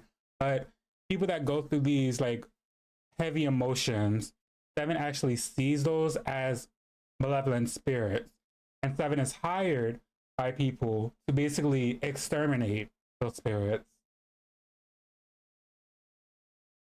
That is the power of the Celestial Witch. But basically, as I was saying before, the Arcanist class from Lost Ark, like her attacks, like, hold on, let me turn this down. She fights with like cards and like kind of like demons or whatever. This I basically based a lot of her spells. I based like her entire kit. I based on Seven. Like when I show you guys my reference sheet, that you'll see like the weapon, the card. A lot of this takes inspiration from this class. Like, bitch, if Seven was a champion, this would low-key be like an ultimate. Like, imagine like a big ring, like an AoE that like stuns at like the last hit, or like it like does like a suppress. Like that would be kind of cunt. Like that's why I can't design champions, because if I was to make Seven into League, Seven would be fucking broken. I'm not even gonna lie. But yes, very much into cards, very much that kind of energy. Magical therapist, love that. You know, the witch has a lot of names. The witch has a lot of names, I fear. But yeah, that explains the whole like spirit exorcism. That explains casting hexes on demons. Now y'all understand who Seven is and the power that the witch possesses. It's true. Oh shoot. Okay. Okay, I guess this is fine. All right, so this is my reference sheet. For those that haven't seen it yet, I did post about it on Twitter, but this is my official artwork. So this is how Seven looks. I'm gonna hide my Vtuber model just a second so you guys can like actually look at it. But yes, this is Seven in all of his glory. Keep Hermit right here, looking gorgeous. Now, the reference sheet was drawn and designed by my friends Nana and Snail. Again, big shout out to them. They really ate with this design. Like, I didn't think that they would be able to really, like, the one thing I really love about this design is how much of me is like put into this. Like, I really do love this, down to like the dual desk in like the corner, the designs of the cards, the heterochromatic eyes. Like, I live for this design. Like, I am obsessed. Just I would be learning all the lore. Exactly. Yeah, this is the official reference sheet. So if you guys want to, you know, do some fan art, this is how Seven looks. I would love to see it. And of course, we do have emotes. I have shown, like, you know, I'm pretty sure you guys already know what these emotes look like, but for those that are new, these are the follow emotes that you do get for following me on Twitch. And for subs, these are all the emotes that you guys do get. You get some static ones, of course, and you do get some animated ones, like my little wiggle one here. And this one's new, this Vulpix one, this one's new. I just added it because I was like, I had like an extra space. So I'm like, you know what, why not? And I love it, low-key. It's like, the eyes are like looking around like, like I'm clocking you, see? I love it. Like I said, whenever you make an OC, you put a bit of your soul into it, and that just works so well. Right, Maven, right. That's why I'm really happy that I was able to debut as a VTuber, especially so early into my streamer career, because this has been something that when I first started, like, of course, those that were like there for me at the very beginning, y'all know I started off as a cam tuber, but over time, I kind of didn't really like how I looked on camera. So I was thinking, I'm like, okay, there should be a way for me to really be able to still entertain without showing my face. And then that's when I discovered like PNG tubing, and then I started using my PNG tuber. Y'all remember like my old PNG, but yes, now y'all get the full Seven Wonders experience. Me as a VTuber, but yes. And special thanks, of course, to Nana for being the main artist that drew my reference sheet. Y'all can find her at Nana_tentacle on Twitter. Big shout out to Snail, my live 2D model artist and rigger. Their Twitter is @SoggySoup. Definitely make sure to check them out. And big shout out to Mary, who was my emote artist. Her their information is @MaryGlow_. Yes, big shout out to those three. Love them. Now, as for future plans, especially for this upcoming year, for what we're going to be doing for content, this is what I have planned. So, I know you girls have been asking a lot about doing tarot card readings. I am excited to announce that I will be officially bringing that back. So, what's going to happen is I'm going to set something up for where you'll be able to redeem, like, getting a tarot card reading using channel points. And if you're sub to me, you get one free reading. Well, not really free, but you get one reading and you don't have to use channel points for it. So that's an incentive for all, like, anybody that's interested in subbing. Not only do you get double channel points, but for 1 month that you subscribe to me to, you do get one on the house tarot reading. Yes, I will be bringing, well, potentially I do want to do tarot streams. That maybe in the near future. I do want to get a hand cam so I can actually do tarot card streams. So this is just for me to actually get into the habit of doing tarot a lot more, because I do want to teach myself. But special disclaimer for everybody, I am still a novice at tarot. I'm still learning. So take my readings, like this goes from now to like the future, and I will like reiterate this as many times as I need to, but I am learning, and whatever cards that I do pull for you, just take that as like just something to look out for. Like, trust your intuition. Never take the advice and the readings that I'm giving you as set in stone. Like, for example, if you ask me if your man is cheating on you and I pull the cards and the cards say yes, do not get mad at me, because that is not, no. Okay? That's not how this works. Never take it as be all end all. Exactly, Maven. Thank you. Exactly. But yes, I am okay with doing tarot readings. I will be bringing the channel points soon. I think what it's going to be for, like, for example, like days where I'm doing like league streams or like whatever. If I'm gaming, if there's like downtime, I'll do a reading. But I'll probably like set like a maximum, because I don't want it to be like, I do like a league stream, for example, and like everybody's like redeeming for like a tarot reading. Is like, okay, we gotta have like a queue.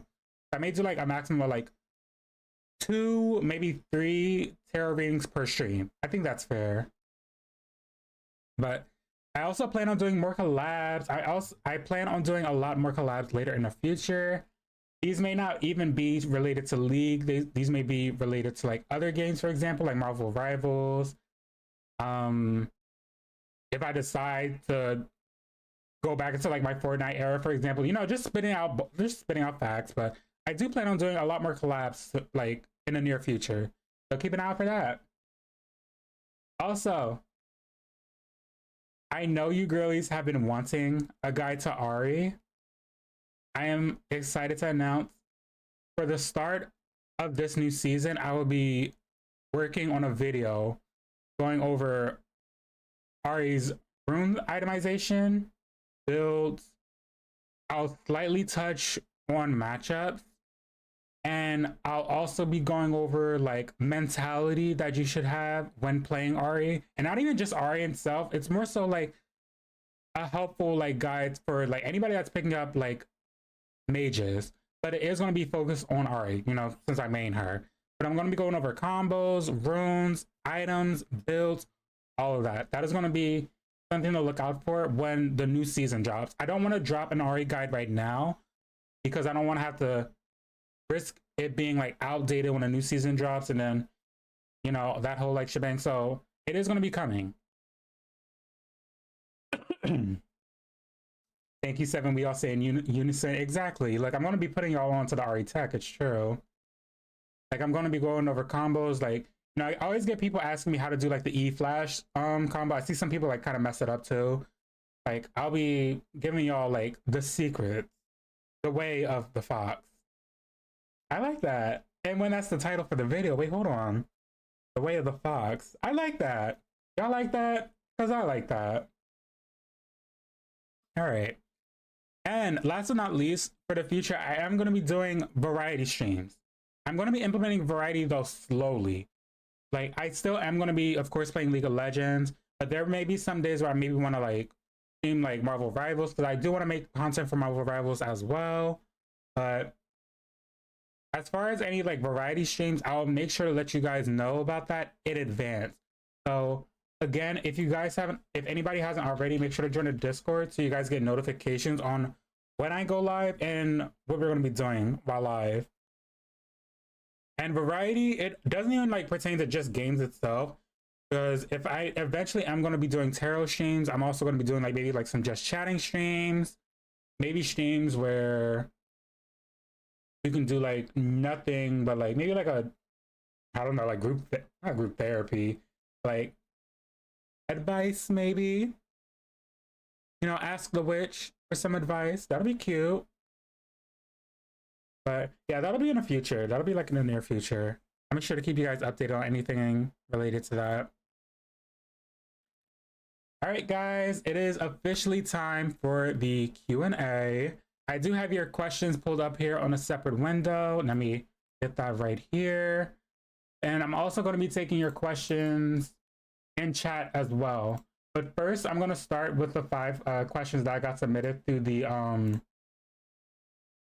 form that I sent. So I'm going to start with this one here. This one is from John, our lovely John in our community. Love you, legend.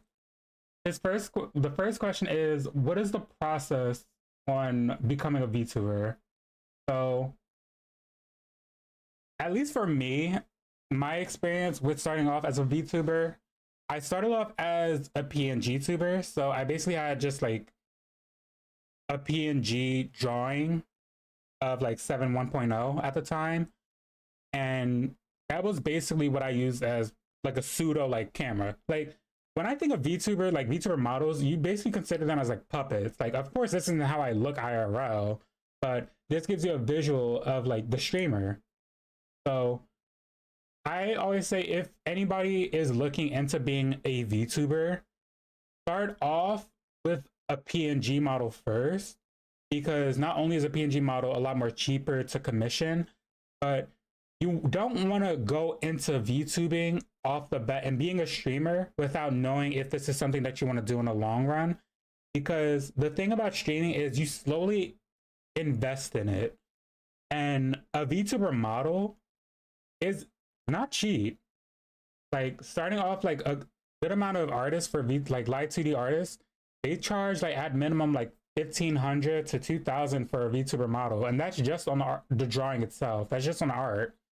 We haven't even like gotten into like the rigging, which could be even another 1,000 right there. So VTubing can get expensive, so that's why I recommend starting off as a PNG tuber first.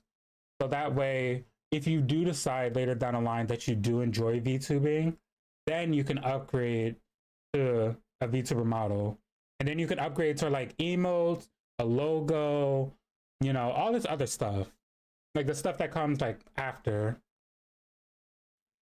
But as far as my personal process of starting as a VTuber, again, I started off as a cam tuber, switched over to PNG tuber, PNG tubing for like a couple months, and then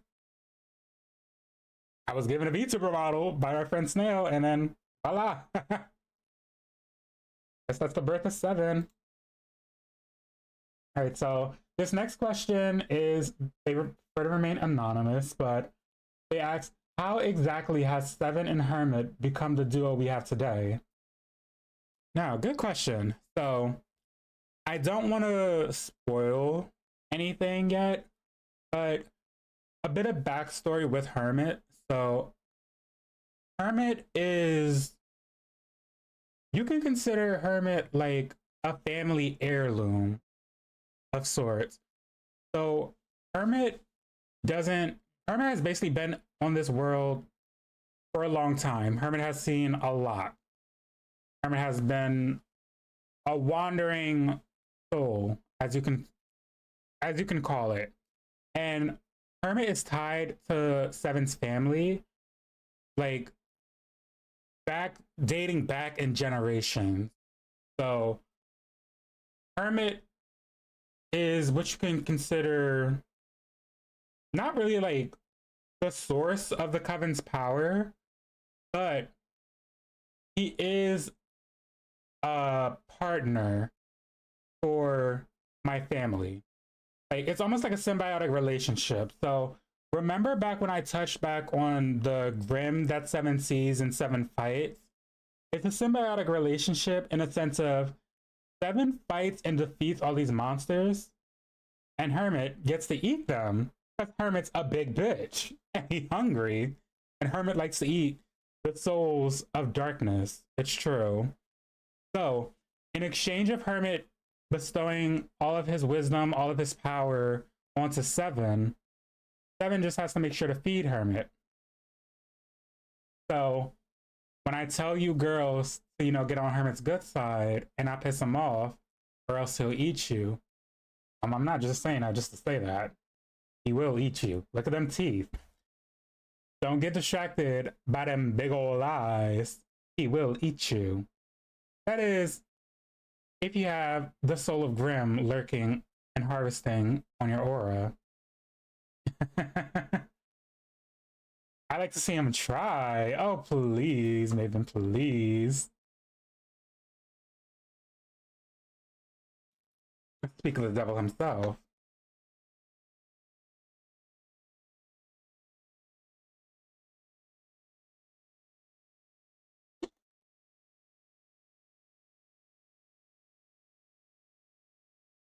Thank you, Hermit. But the best way that I can describe it right now is think of Hermit and Seven's relationship in parallel to Maka and Soul's relationship. Like, you know how Maka kills like all like the demons and everything, and like Soul like eats like the demon soul or whatever. It's kind of similar to that. So Hermit is Tom Kench. Sorta kinda. Sorta kinda. A little bit. Excuse me.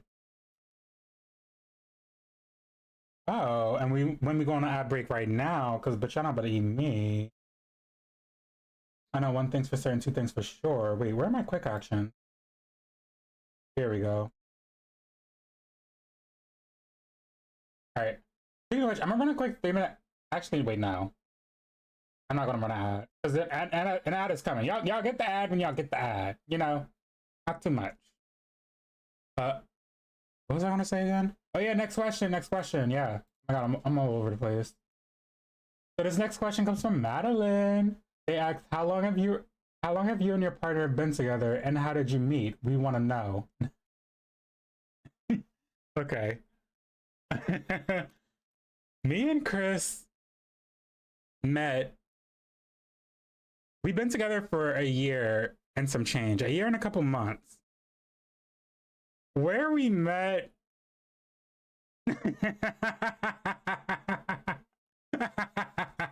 Oh my God, oh bitch. I don't we met on a certain app that the girls use. Take with that what you will. Look, y'all, don't judge me. Don't judge me. I'm grown, okay? Yeah, we met on a certain app. We started off as good friends with good benefits, and then funny enough, I was the one that actually made the first move. So like after a while of us like spending time with each other, I was like, you know what, this might be someone that I can actually like see myself getting to know and potentially date. So surprise, it was Reddit right, and surprise, it was Christian Mingle. Oh, she's so giggly. Look, no, because I don't like this. I feel like kind of like messy disclosing where me and Chris met or how we met. I'm like, oh, we met online. Yeah, we met on a certain app. But I was the one that made the first move. I asked them, if he was seeing anybody, if we can maybe try this. And then our first date was at an arcade. And ever since then, we've been kind of hooked. We're kind of like attached. I've definitely fallen. He gets on my nerves, but I love him. So yeah, that's how me and my boyfriend met. The Christian Mingle, right? The Christian Mingle of it all. Not that somehow even gayer than Grinder. Oh, please. But yes, that is the story of how me and Chris met. Y'all welcome. Y'all got some IRL 7 lore. It's true. Okay, next question. This person remained anonymous. That is fine. They asked, what was the hardest part and what was the hardest part at the beginning of your streaming YouTube career? Okay, what was the hardest part? I would say the hardest part at the start was really getting used to hearing the sound of my own voice. Now, me personally, I kind of like, I don't feel like this anymore, but there was a point in time where I really hated the sound of my own voice, and it like almost made me feel as though like my ears are bleeding. But I had to get over that hurdle of like not only talking to no one, but getting used to talking in general. Like whenever I'm playing League and like voicing my own thoughts, like actually talking. That was like one of the harder things that I had to learn about streaming, about being a content creator, because it wasn't something I was very used to. Whenever I was playing video games, I was always playing video games by myself. I didn't really talk. I was really quiet. I was really to myself. That's kind of how I am, like IRL. Like I'm very not timid, but I'm very introverted. I'm very to myself. I'm very closed off. And I'm pretty shy. Like thankfully, like as time went on, I kind of broken from that, and I kind of cultivated a sense of like being comfortable with talking in general. But for a while, like when I was like on the internet, I was barely talking. Even back in like my Overwatch days, like playing competitive, I wasn't using voice comms because I kind of was embarrassed for like my own voice. And this comes from me being younger, me being like going to school and being bullied for like the sound of my voice, and amongst other things. But I kind of learned to just accept it. Like nothing's gonna change the way that I sound. So I kind of got used to it. And anybody that doesn't like it, like a dick. Like literally. You gotta hear your own voice across the stream while possibility list. Look, no, maybe. And when you become a no mic streamer, then what? What's your excuse then? Well, I love your voice. Is so soothing. Thank you, Pixie. Thank you. I appreciate it. But I think that was like the main hurdle of like that was the issue issue that I had starting off. Because even back in like my older videos, like when I was like, I'm pretty sure they're still up on YouTube. Like back in like when I was a face cam user, I was barely even talking through those videos. And that was something that I had to like, that was a skill that I had to really hone, like getting used to talking on camera and pretty much like talking to myself. Nowadays, I do that shit like 24/7 and I have to catch myself. I'm like, oh bitch, like I gotta stop. I'll do that shit even at work. Like, for example, like I'm a food runner. I'll be like, okay, like blah blah, like table 24 got the appetizers, like table 25's entrees are coming up soon, and I'm like saying this like out loud. Like I have coworkers like look at me side eye, like kind of like, what the fuck is he talking to himself? Is he crazy? I'm like, girl, no, I'm not crazy. I'm talking to chat. Okay. I don't know. It's just something you gotta get used to when everyone is bored. But then, oh, not too much now, Maven. Look, there are a lot of no mic streamers out there that are not boring. And Maven, you are not boring. Quite the opposite, actually. But once I got over that hurdle of getting used to talking, everything else just kind of like fell into place. And once it came down to like, all it really came down to was really getting over that. As far as making content, like making videos, for example, I already had interest in learning how to do that years ago. Because, you know, when I was a kid, I grew up, I don't know about y'all, I grew up on YouTube. Like, I grew up watching Markiplier. I grew up watching Poise, Shauna Malcolm, Legend, Love Her Down. Like, I grew up on YouTube. And all the content that I was consuming was from YouTube content creators back then. Like, I think back then I was watching like Smosh with like Anthony and Ian, Joven. Like back then, like the old Smosh, not this new shit. I don't know what the fuck going on with that. But I used to watch old Smosh with like Gangbangs or Game Bangs. Oh my god, not the other one. Oh my god. But yeah, who remembers old Smosh? Like that was so tea back then. Like that era of like YouTube. But that's what I used to watch all the time. Like those are the creators that I watched. And once I got, hold up. Thank you, Hermit. Once I got old enough to really like figure out like what programs do people use to like edit their videos and everything like that, I knew 100% this was something that I wanted to do for a long time. It was just up to me putting myself out there and actually starting, because I knew for a long time I wanted to do streaming. I knew that I wanted to be a YouTuber. I knew I wanted to do content.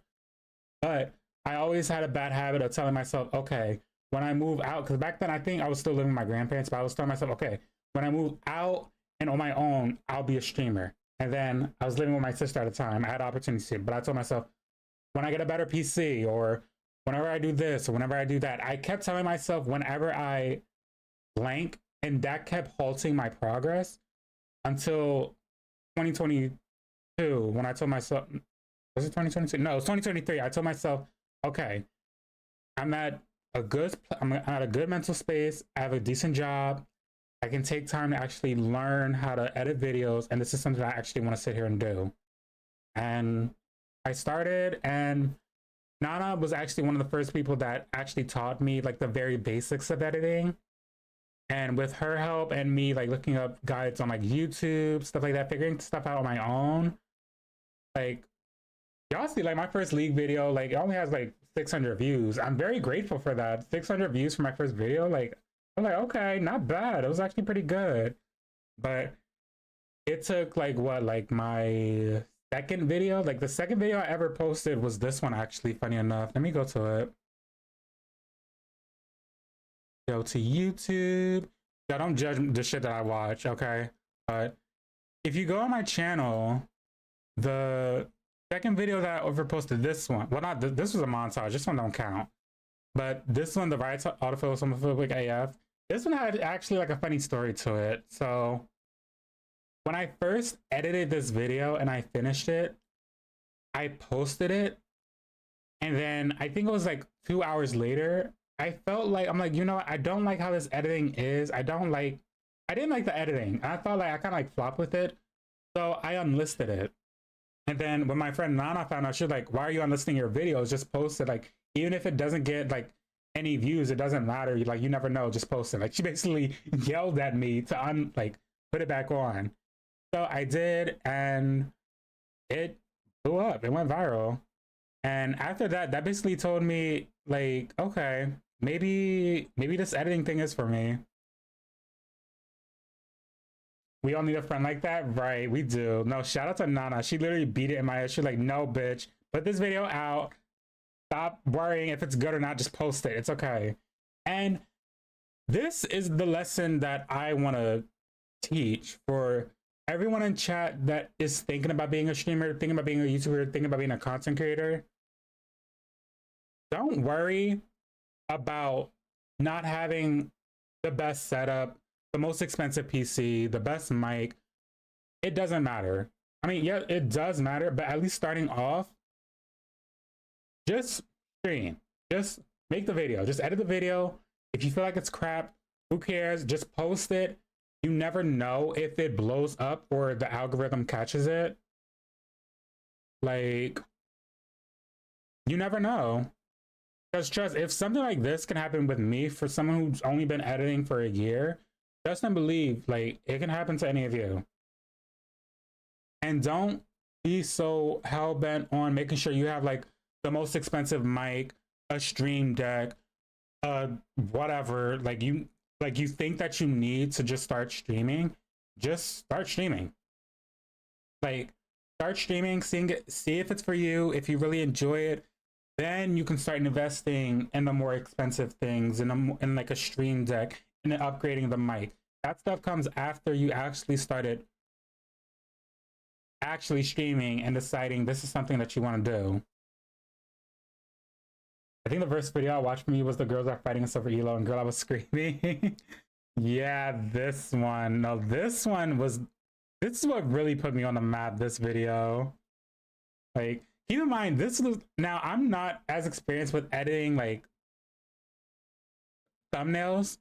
This is a thing that I'm telling myself that I'm going to start doing this year. I really am going to start experimenting with different, like, not different thumbnails, but I want to make my thumbnails and really like make it signature to me, to Seven, because making thumbnails, like, it's not easy. And I was commissioning like my older thumbnails, like right here, like these two were made from Kiki. If you guys don't know Kiki Kaneki, made a few of my thumbnails. These are good, but I wanted to teach myself how to, one, because I'm a broke bitch, I can't afford to keep commissioning artists, but two, I also want to, you know, be like a one-man army. Like, I edit my own content, I make my own thumbnails, I do my own streams. Like, not like there's nothing wrong with having an editor or anything like that, But since this is something that I actually love, I want to learn all the aspects of being a creator. So I'm like getting like as much hands-on, like kind of like training as possible. So that's why I'm like this year I want to like take the time to actually learn how to do certain things and just overall evolve as a content creator. It's why like every like video that I post, I try to do something unique, and I try to like I'm at this phase where I'm kind of like throwing a lot of shit at a target just to see what sticks, because I kind of cultivated my own like editing style. However, I feel as though now, like especially recently, like for example, like these thumbnails, like I'm starting to like formulate like a brand. Like for example, like Yozu's videos, like you see like he'll have like a little like emote or whatever, or like the Lux thing. Like I'm trying to like take inspiration from that and trying to like implement that with my content. I remember I looked up Ari gameplay and it was your respect my Ari video, and I was like, oh, this girl is so tea. Yeah. Funny enough, this is like my most popular like video back in my Camtuber days. Love it. Every day I thank the Twitch algorithm for bringing me to Gay League Heaven, aka this Twitch channel. Thank you, Grievous. Thank you. Yeah, so Twitch algorithm really came in clutch with putting me onto you girls. I appreciate each and every one of y'all. Like, thanks so much y'all for like supporting me. Not only like through last year, but this year too, like in upcoming in the future. Like, I appreciate y'all. Y'all have really like been like my rock and really have showing me like I've been learning a lot being a streamer and being a creator, and having the opportunity to like have you guys in chat. Like, there's nothing else that I would trade this for. Like, money can't buy the lessons that I've learned, the moments that I had, the fun times that I've had with you guys, the clips, all of it. Yeah, the Yozu thumbnails be hitting, right? But, oh my god, I'm sidetracked. Like how? We gotta get back to these questions. Like how you learned Tank Morgana. Oh, who said that? Money can't buy experience. Exactly. No, true. All right, so last question on this form is actually from our good sis Eden. He asks, are you planning on doing more creator contests? Now, if you're talking in I think she meant like in a sense like Creator Royale. For those that don't remember, last year I did Cat Liente's Creator Royale. That was fun. If something like that does happen again this year, I am definitely going to do it. Like, I do want to do more like creator competitions, more tournaments. I'm actually going to be competing in a tournament later this, if not this month, it's definitely going to be starting in February. I'm going to be competing in Rikachu's Hidden Gems tournament season 2. I haven't been chosen for a team yet because we're still kind of like, you know, we gotta wait for the tournament to start. But I am excited to start it. And this tournament, because I know y'all remembered the last tournament, it was just Battle of the Bricks. This one, there's gonna be a, not a bounty, but there's gonna be a prize pool. And last tournament, I think the prize pool, it was like around 1,000 something. Bitch, they had money, okay? And I'm like, oh bitch, y'all need the witch. Like, I'm here to chase the bag. If I need to stomp some hoes with Ari, I will do that. Yes, ma'am. But as far as like future like content creator like contest, yes. If they do come in the future and opportunity presents itself, yes, I will be doing more of those in the future. All right, so that is as far as the questions that have been submitted from the form. You guys have any questions for me in chat? Speak now. This is the time you guys can ask me whatever you'd like. Well, not whatever, like keep it cute, girls. Keep it cute. Is your pussy great? Not Maven. And when I time you out here, you know, Kermit, eat it, stick it, stick 'em. Eat Maven. Eat him now. Eat her now. Get her leg. Eat her leg first. Right, Maven over here playing games. But yes, if you guys have any questions, make sure to ask below. I think once we go over the questions, I'm going to. Do I have time for a league match? I think I do. I think I do. I guess for the time being, I will launch League. But if you guys have any questions for me, make sure to ask them now. It's true. And while y'all do that, I'm gonna bring up League.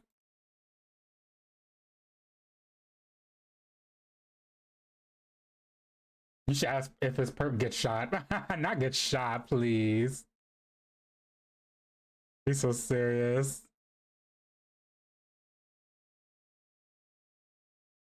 Right. I'm going to play a bit of, I don't even know why I'm willing to play ranked. Because the split is about to end. And if these games piss me off, I might go on my Smurf. I'm not gonna lie. I haven't even finished my placements on my Smurf. Speaking of which, you know, it's okay. We save it for next season.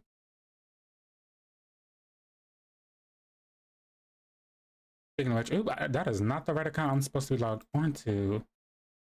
Hermit agrees first. He's probably tastier. Oh,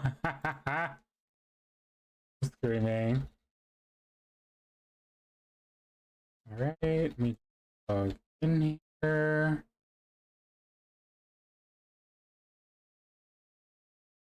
I don't know if it was asked, but how do you balance a professional work life with stream life? It's definitely, it takes discipline, Mass. It does. Especially because I'm at a point where like work right now is kind of like inconsistent. So I have to like base my schedule off of that. But I always make sure to at least stream twice a week for you guys. As long as I stream twice a week, I think that's fine.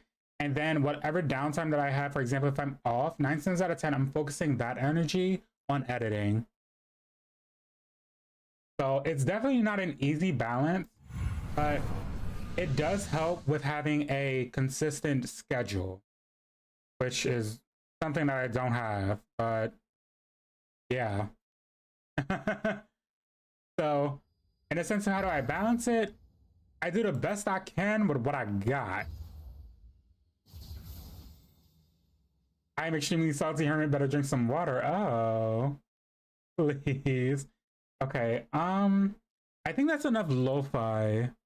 Even though I do like the lo-fi vibes, I'm gonna switch over to like my actual playlist.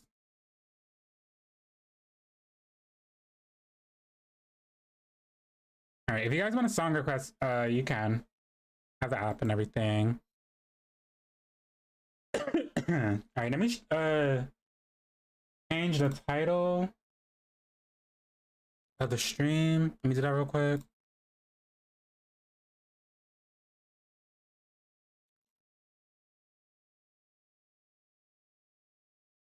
Oh, this one was so... Okay, the category is League of Legends, the Legends of League, the League of Leggings.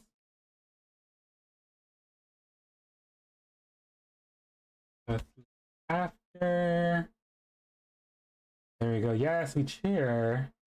Now it's time to get into this individual ass game.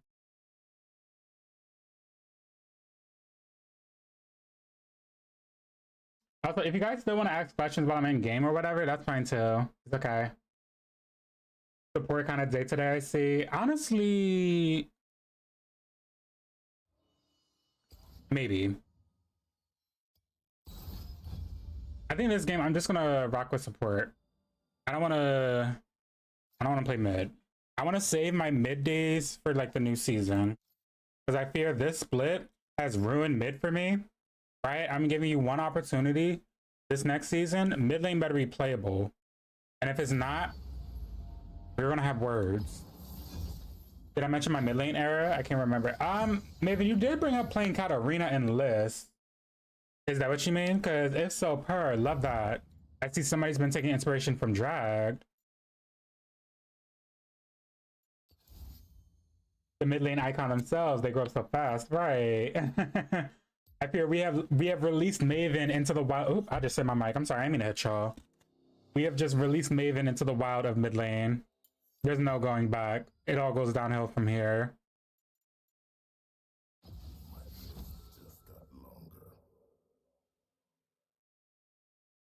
And can we please get some good junglers? No, exactly.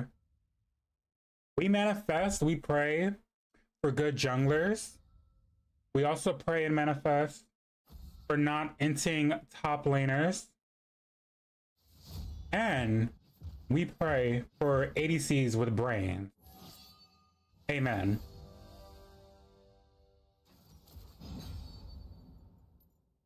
Alright, what do I feel like playing for support? They lock Scion.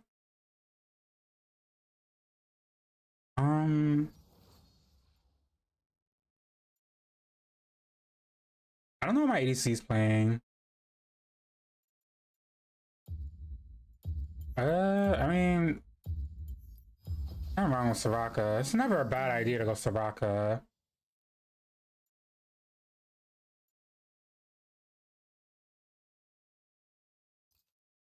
Soraka is never a bad idea. Never a bad play. Oh, we're up against a Sona, bitch. Jump scare. Thinking back to that one bitch that clocked me and said I couldn't snatch a check if it was a fingertip length away. I wonder if that's them again.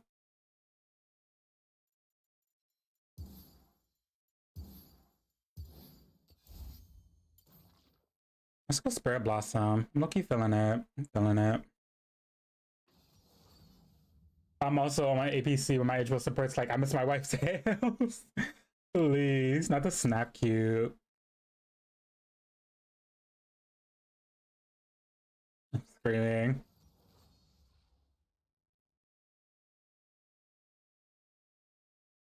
I think my favorite Sonic dub that they did was Sonic Riders. That was like my most favorite. It was so funny.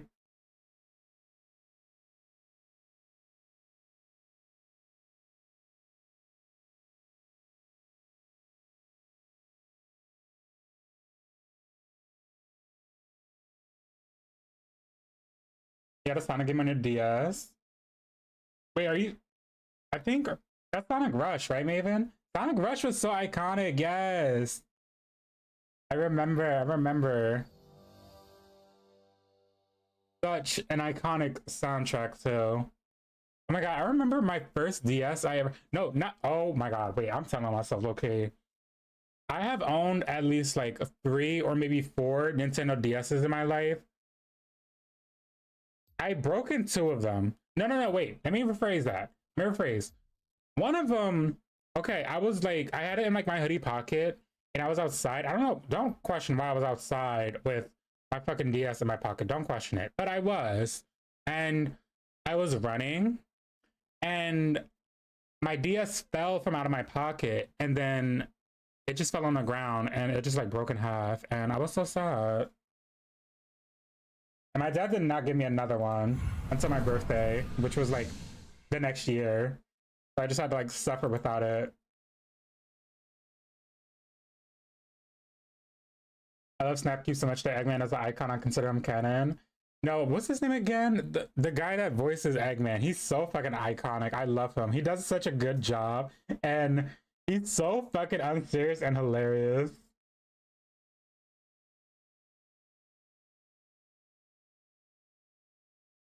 I still remember that one line from that one dub. He was like, "You fool. I have like 600 alternate accounts." Okay, Prestige Star Guardian Syndra. She kind of eat.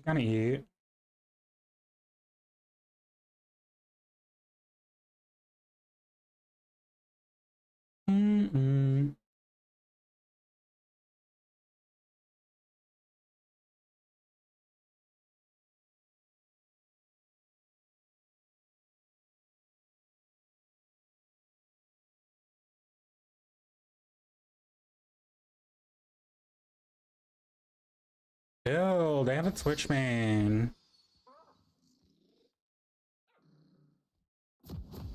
I'm not here for that.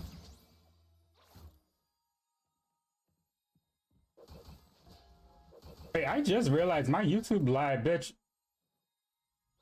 I just changed it to live chat. It wasn't on live chat this whole time. Oh, shoot. The YouTube girlies thinking that I'm ignoring them. I'm not, y'all. I promise I'm not. Is the YouTube live still going, by the way? I can't tell.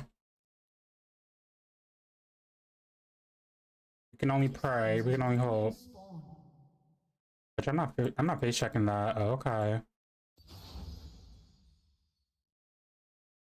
And that's nothing.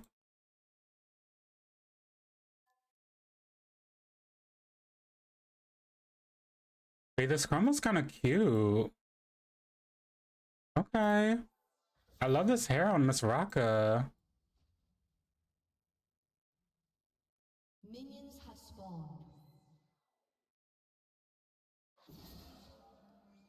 Oh, it's not the same Sona. It's not. Ew, what the fuck is their team? They have no damage. I'm just saying it right now. They only have Twitch and Diana as their only form of damage. This fuck ass Scion mid. Like, what is that? Why is everybody running tank mid? Top laners mid? It needs to be eradicated.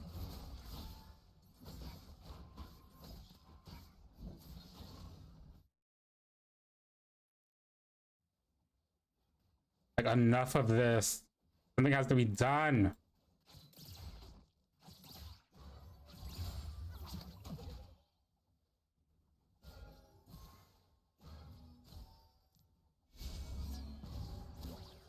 Skinny.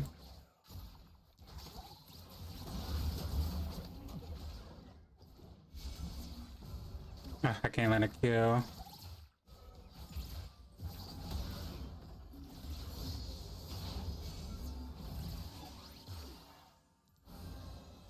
There we go. Fuck Miss Sona. Twitch is so stinky. I hate playing against him. Yeah, I hate playing against a fucking Twitch. And then like he walks in lane invisible and then just pops up out of nowhere, deletes your HP bar. You know, we love that. Best champ, am I right?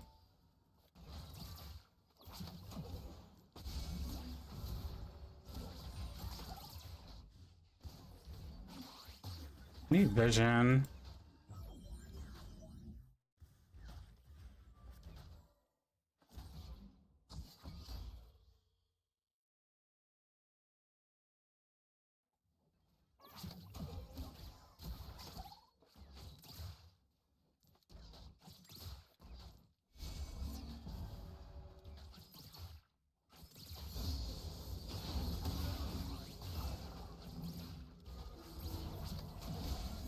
Oh, bitch, I'm fucking up.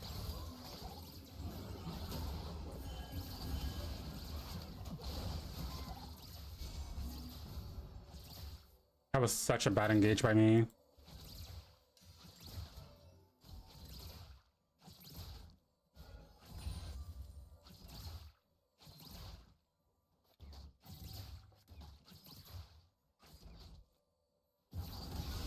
Oh, you got that warded. Good to know. That's fine. I'm okay with trading like with Sona. As long as I'm able to heal up like my Jinx. Keep her alive. Keep her up. Are you really base now?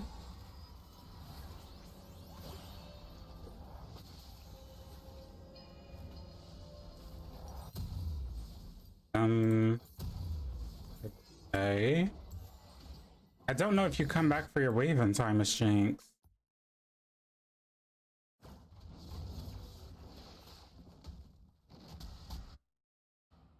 Uh-oh. Hold on now, this time kind of low.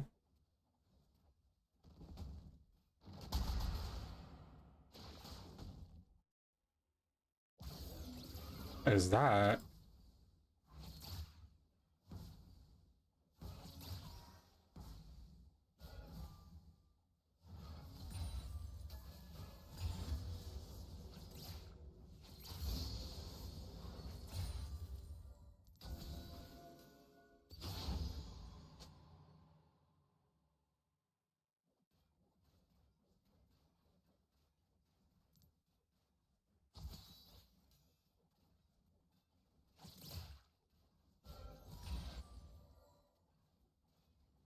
I wonder if Diana's at our top side.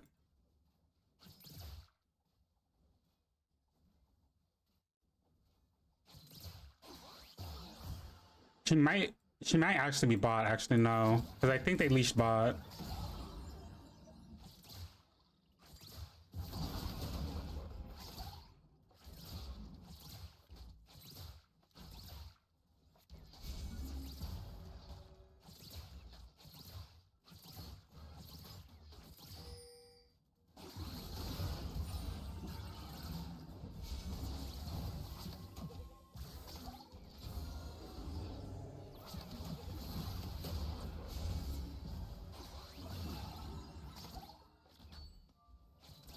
Alright, I gotta focus up. I'm not letting my cues really.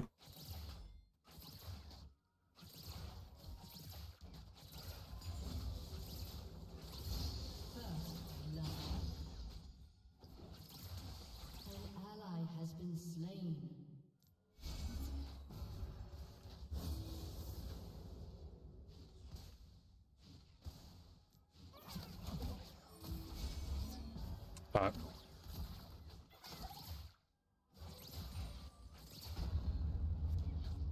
Alright, Dinah's at our top. At the grabs.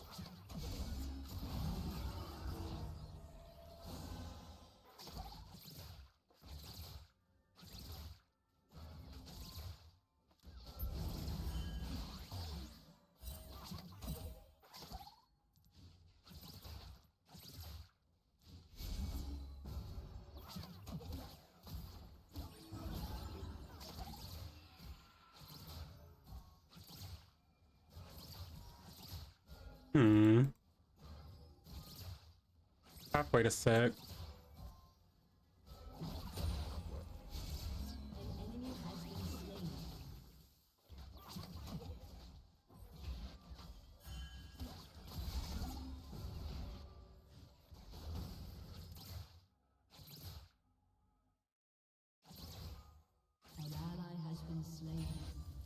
Oh, what's going on there?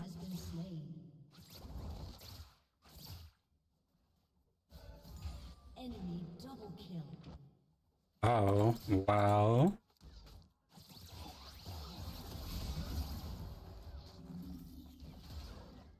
So unfortunate. Alright, they have 6. We gotta be careful. I don't have 6 yet. Never mind, I do.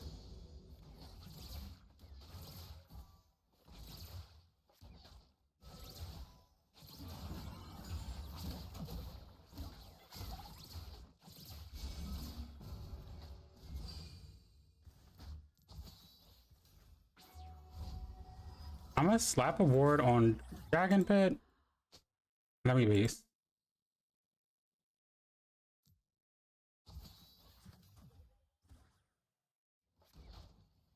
Right now, Jinx is staying.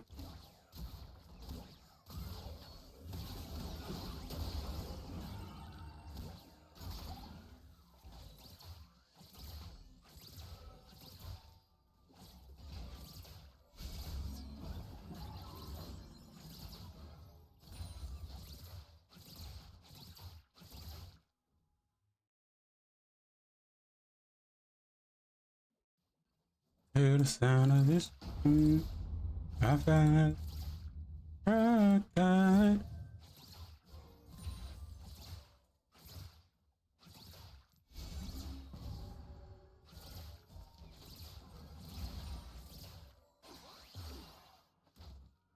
Oh, this touch is skinny.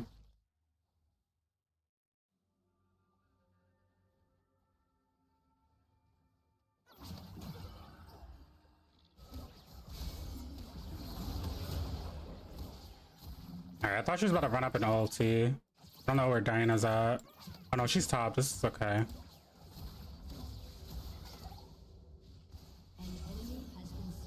Alright, I guess we can reset.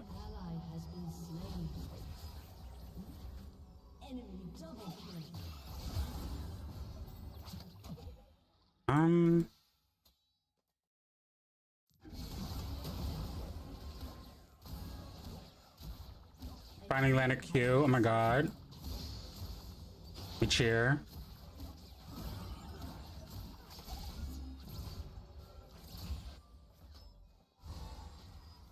Pretty soon I'm gonna be landing them all, and they won't be able to deal with us.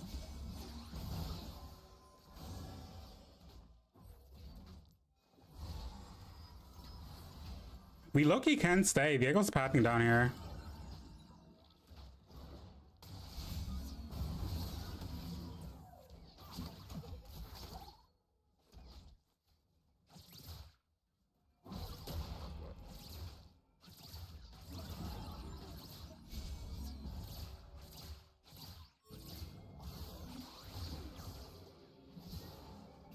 Oh, okay. Well, But like, where's the patience?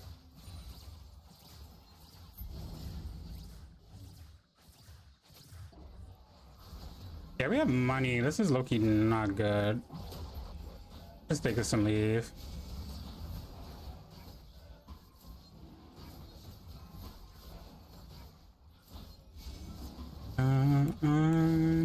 You're gonna miss me when I'm gone. Maybe that saves him. Oh, I don't know. Okay, maybe it did. Maybe it did. An enemy has been slain. Got my ticket for the long way round the out. I guess it's just Scion things. He takes the turret at 11 minutes. Oh, he has that. Fucking Hullbreaker.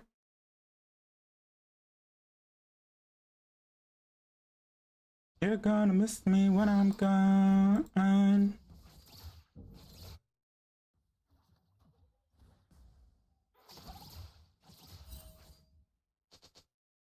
don't know where Sona is. Ah! No way he got that base off.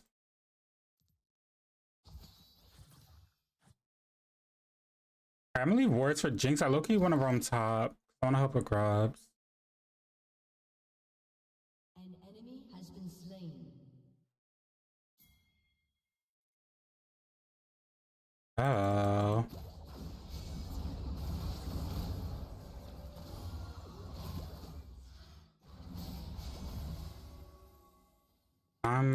Well, Diana already took the grubs, so there's that on that.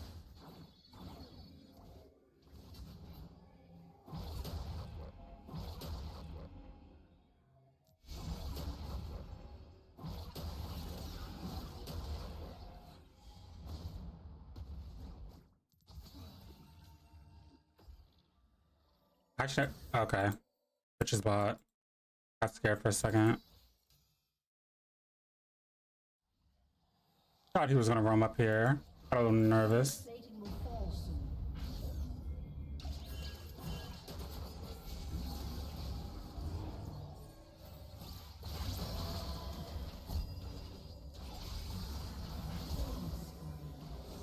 Girl, come here. You're fine. Just stay with me.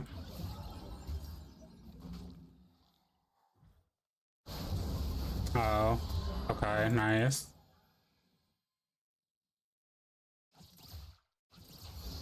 Not the worst.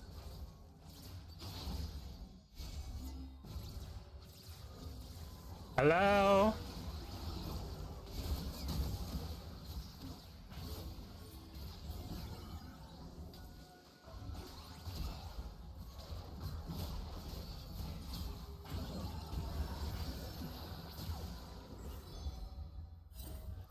Killing spree.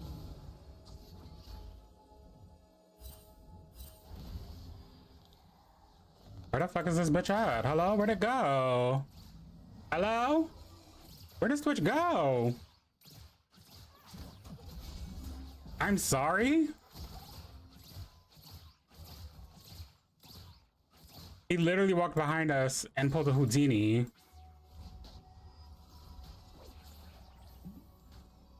I'm fucking screaming. Oh, well, that's fine. We got Sona. Your turret has been destroyed. Not the worst, babes. Not the worst. Rampage. I need you right now. I need you right now. Don't let... Actual rap behavior? Right. Because why was that allowed? Need you more.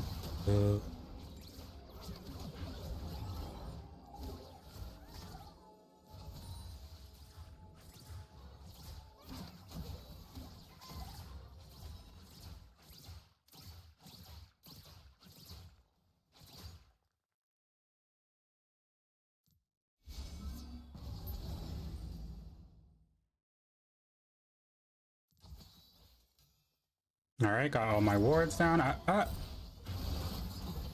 Bitch, I can't save you. Slain. Wait, I went for Vision and Jinx just up, but it's not.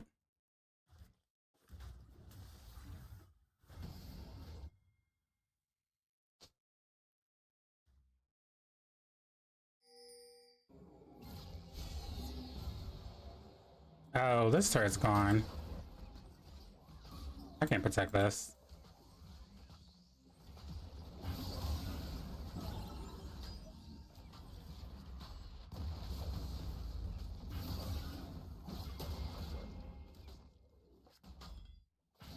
Your turret has been destroyed. Oh, it has ult. Soon. Fuck. Diana's here too.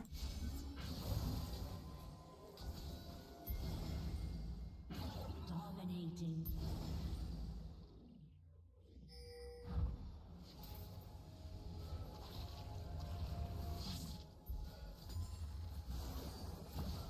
Hello?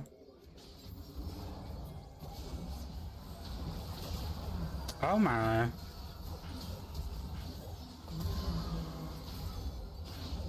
Nice, not the worst.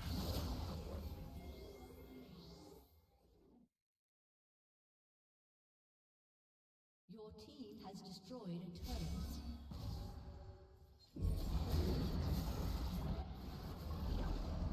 Let's get this turret.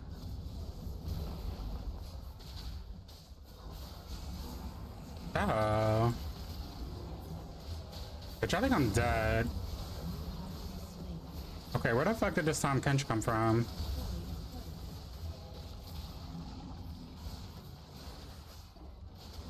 This big back. Kill it.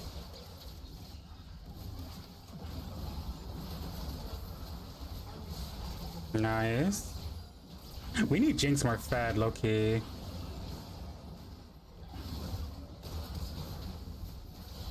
Ah! Oh wow, Viego low-key got God. That's kind of awkward.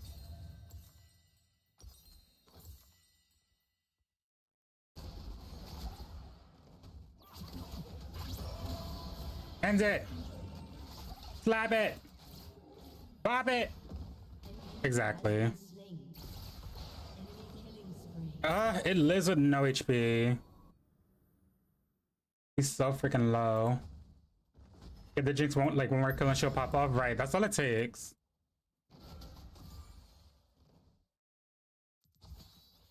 Just give her one kill and then she go crazy.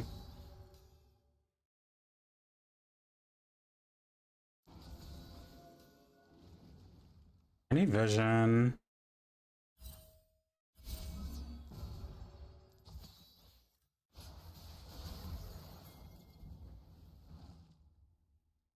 I'm a Tom Kench behind me.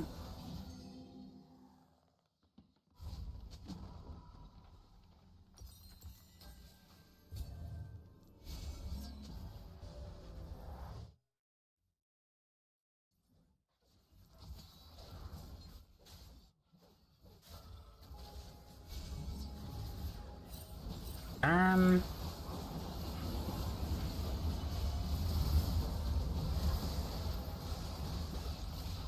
try to go.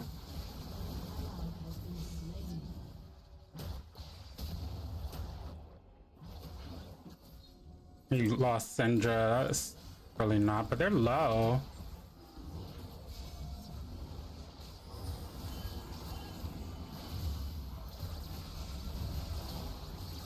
Let me just leave.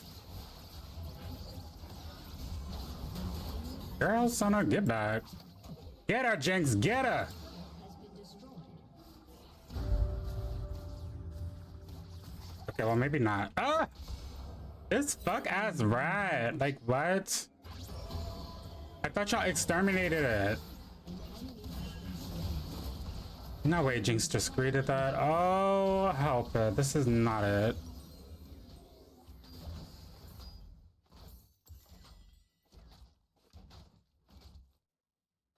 How did this Twitch get fed? I don't understand.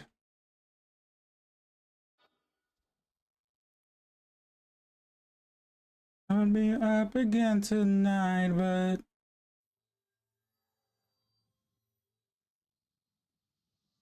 we never, ever, ever back together.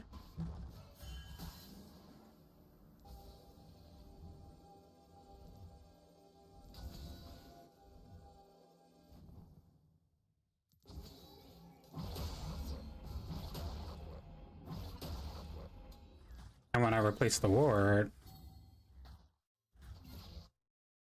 Because who does this Sona think she is? Who does she think she is? She is clearing all of my vision. This cannot stand. The disrespect.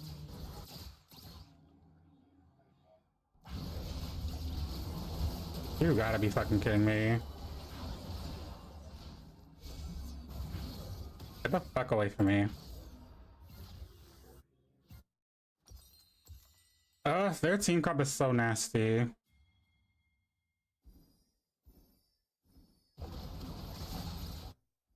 Enemy killing spree. An enemy has been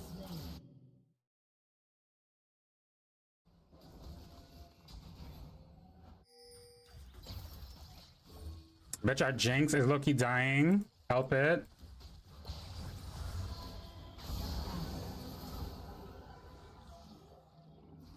I wanted to shut down.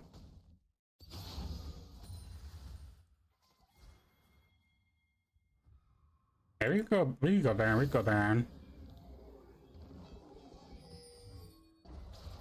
Sorry.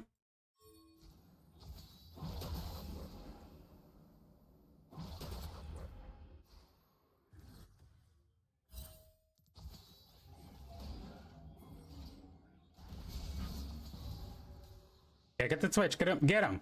Shut down. Okay, this should be easy, Baron, now.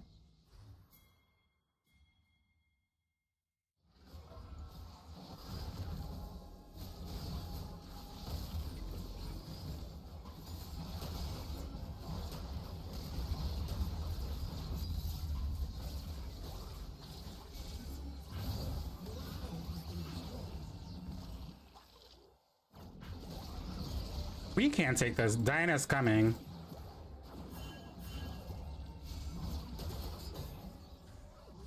They had a chance to take it. We lost it.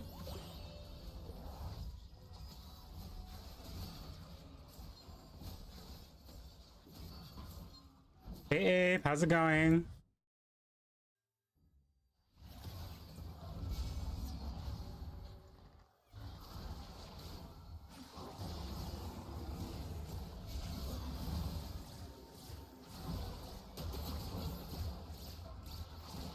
Oh my god, this is Sona. I'm so sick of her.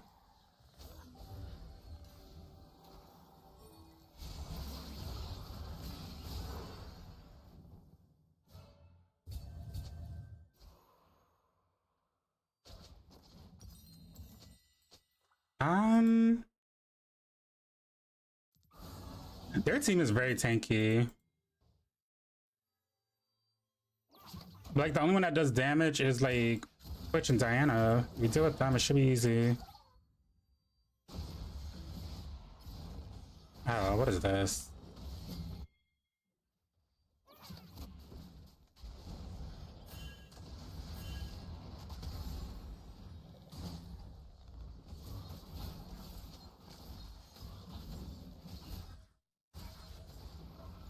I need wards. Drake is up. Low-key not good. And Syndra's top, so this... Oh, I mean, we could give a Drake, I think. Wouldn't be bad. This is only their first one. They're gonna converge on our Maokai here. This is not it.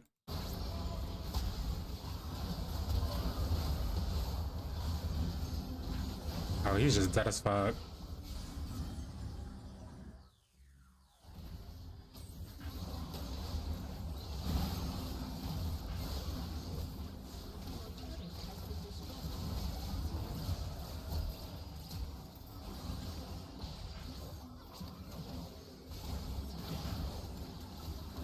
Okay, Jinx low-key gunning them down.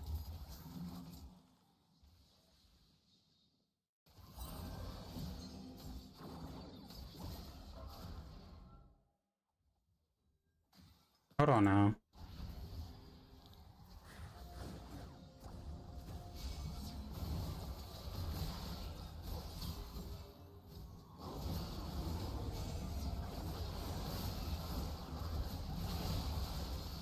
Yup, he wasn't expecting that silence, bitch.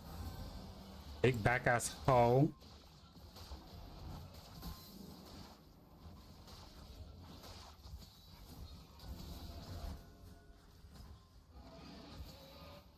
You ate the silence? Well, yes. Hi, Mother Inari. How are you?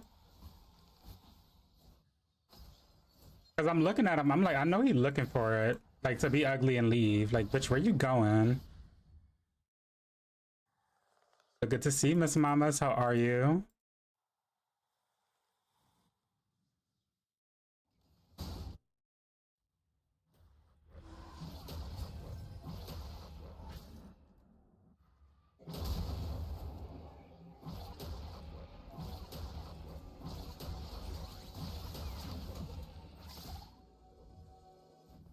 This sauna pissing me off. Not a ward passes this bitch. Not to be ugly and leave. No, it's a Scion. Not a Scion. A Tom Kench. Like, look at it. You think that man going linger around looking cute in the face? Like, no. He's trying to be ugly and leave. Like, stay. You want to be here for the party? Stay.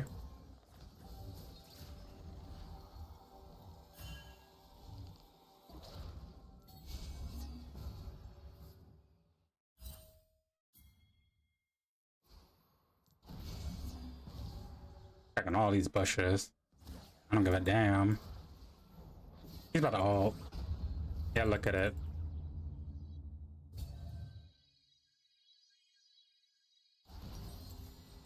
I feel so poor. Like, where is my gold?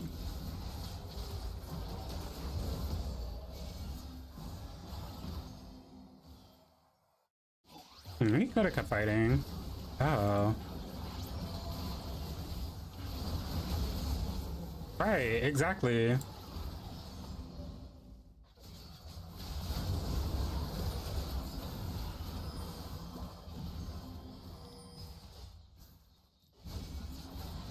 Get it. Yes, now we go Baron. Baron, Baron, Baron, Baron, Baron, Baron, Baron, Baron. Let's go Baron, Baron.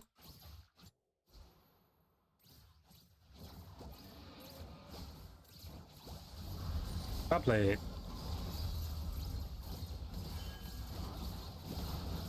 Get up, ward! My god. Fucking autopath about to fuck me over. Mr. Rock is your champ purely? Well, yes. Like, ever since the last, like, this split started, I've been having a lot of fun with Mr. Raka, it's true. I'm gonna start using that phrase now, yup. Add in my stamp to the gay lingo. I fear the only thing I'm not eating though is the vision. This Sona low-key like clearing all of my wards.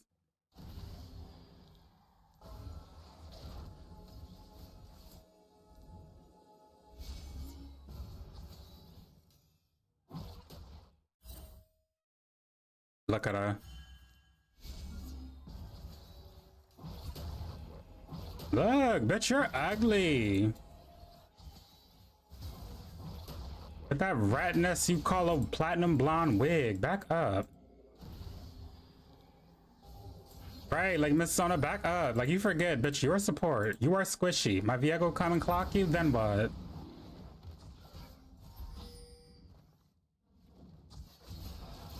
Don't piss me off.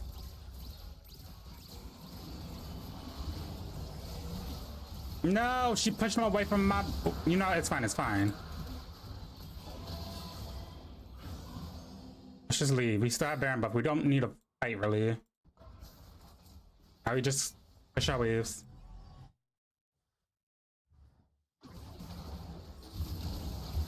Girl, leave me alone.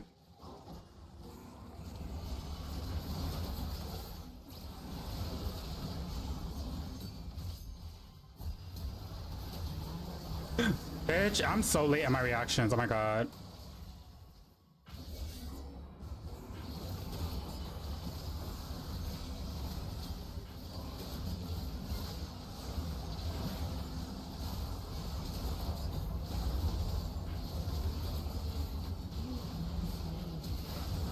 I flopped that. I ulted trying to save the Jinx, but it was too late. Okay, Viego. Okay. Do Viego things. Yeah. Exactly. One more. Yeah. Okay. Okay, winnable. It's not lost. It's not too late. Okay, what do I need? I need survivability. They dive on me and it's over. Look like a Warmog's angle. I have to slot my redemption on 1 key. I keep forgetting. I keep having my wards on 1. It should be on 2. Like it throws me off in heated fight.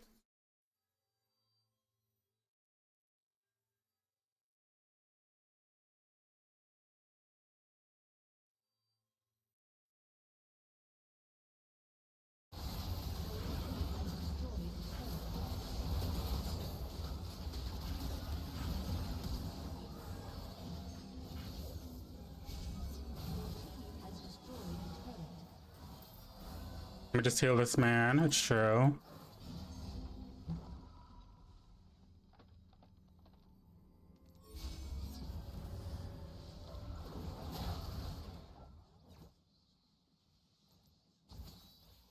Let me put some wards on a map.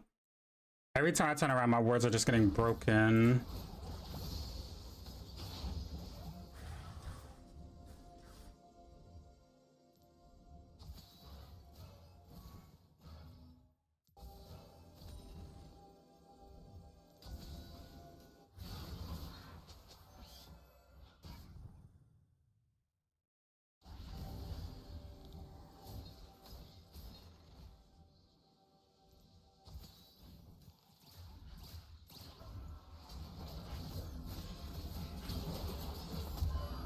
Right, Sona, right? Like, turn your flash and all.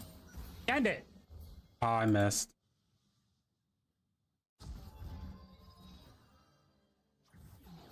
Bitch, what is that?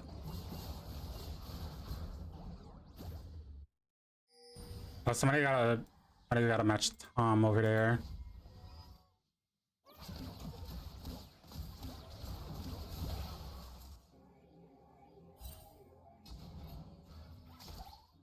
Oh, bitch.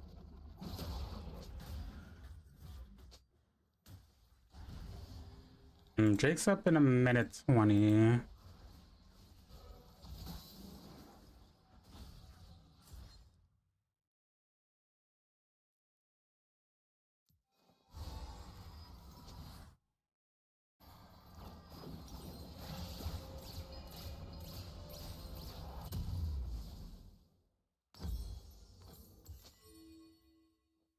I'm coming.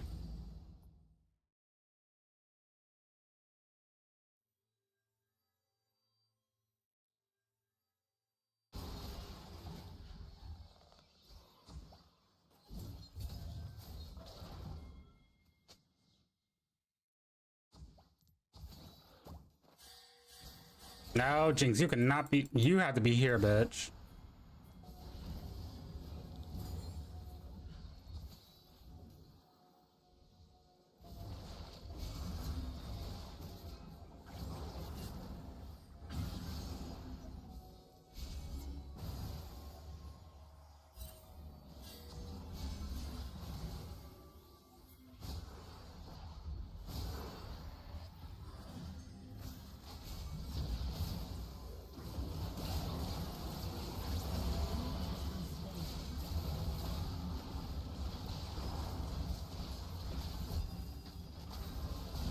Like, come here. Like, bitch, let me hear you. That's fine. They all die.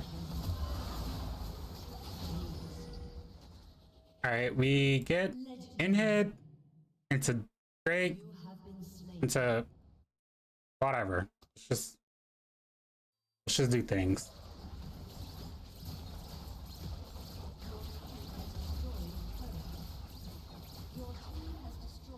Oh wait, we end?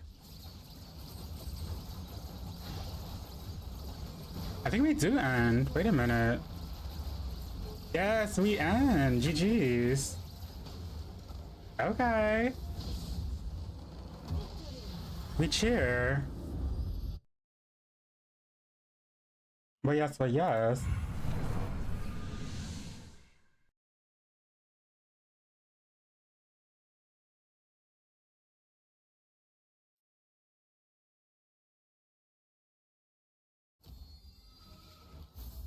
fear I can't honor you all. Love to, but I can't.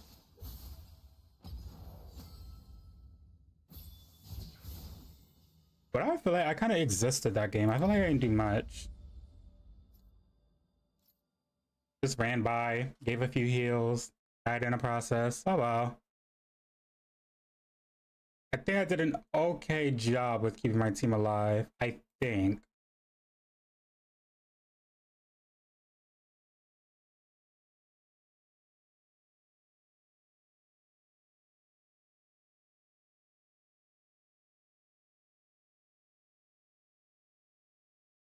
Oh my god, what was that? Oh, Lord, my PC. Heart attack. You did your job. Thank you, Pixie. Thank you. Alright, I think this might be my last one. This next one might be the last one. Hold on, let me check my phone.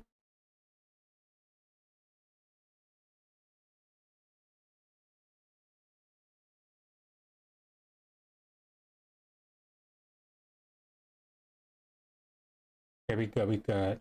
Okay. I'm gonna do one more game and then I'm gonna call it for tonight. Us beautiful supports can only do so much, right? You know, it's all a part of the support's job. You know, we do as much as we can with what we're given.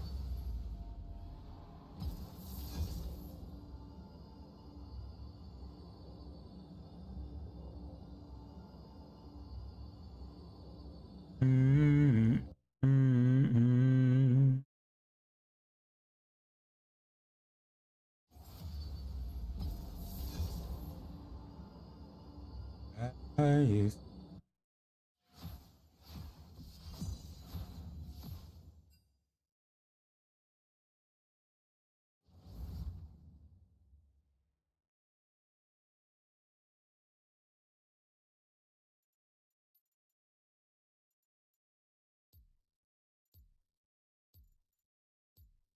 By the way, since I'm multi-streaming, is the frame rate for the stream, is it good?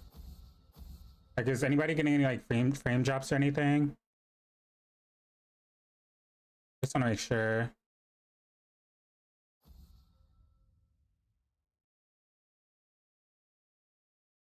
Yeah. Oh, I have to ban somebody. You know, we stick with our usual. Ban a Pike. Don't like facing that champ at all whatsoever.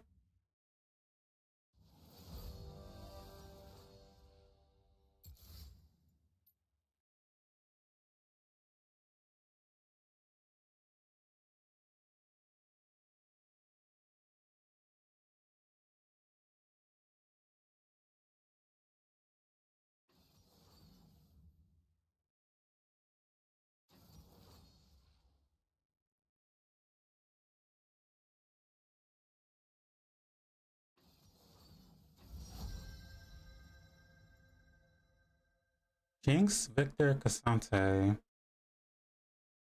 Oh, we have Corgi.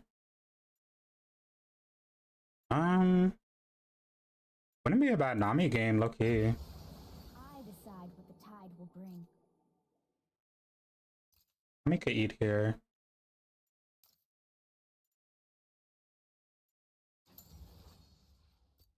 I guess so. Busta started playing recently. I literally got a Penta my third game. Yeah, he's nasty. And the right hand's a good Pike is hard to deal with. I low-key thought about learning Pike. This is for like a change of pace because I mainly only play like mages and like enchanters. But low-key, especially in low elo, the fact that I have to literally like I feel like Pike is one of those champs that you can hand your ADC the kill if they can't get it. And he has like a shit ton of damage, so he's low-key broken. So I don't know, y'all. If y'all see me playing Pike next stream, don't act shocked. He low-key look kind of fun. Like a cosmic sort of fucked up way, but he low-key look fun.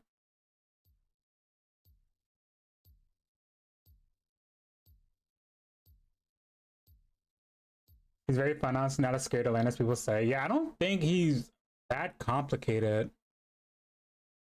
I think the skill cap comes from like placement with like Excuse me. The little like gun that he has, not his hook, but the other one. Like once you get good at like mastering that, especially with Flash, it's pretty strong.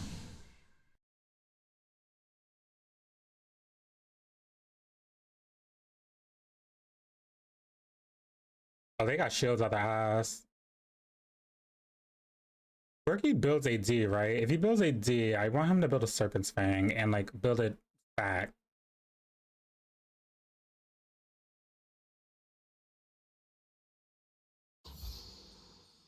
Let go, let go.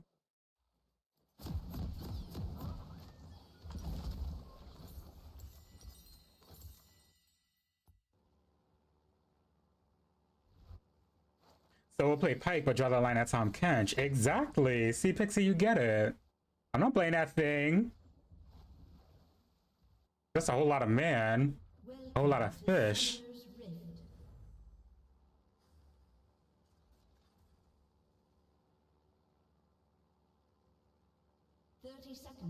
Look, I'll consider picking up Tom Kench. And the keyword is consider.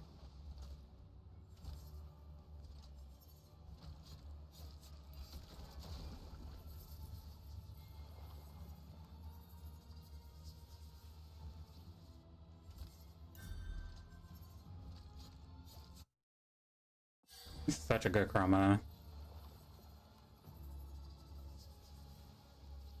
Minions have spawned. Pike is Hiki Hatu. Oh, I mean, well, in a sense that, well, yes, he kind of is a little bit. I see the attraction. I see it.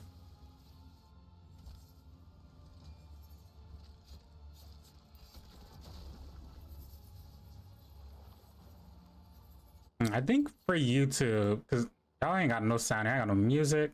I'm gonna turn on the voice lines at least. Admit my folly and denounce mine idolatry. YouTube 7, what? There's something there when it comes to Pike. There's something. Oh, whoa. Everyone wanted to be my own foe.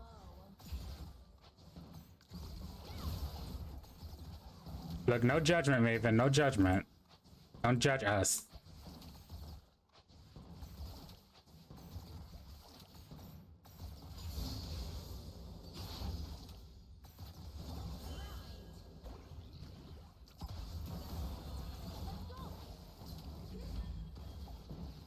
Oh, it flopped.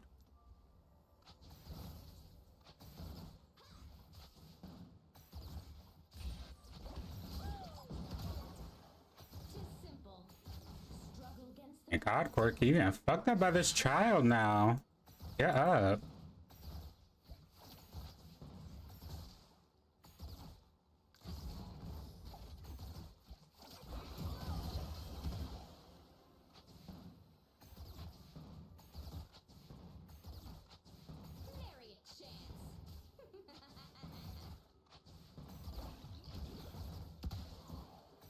And when he gets hit by every single Milio kill.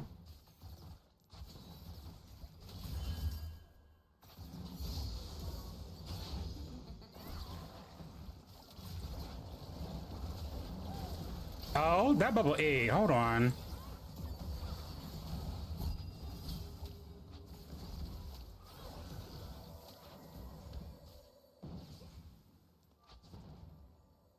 The double bubble of it all.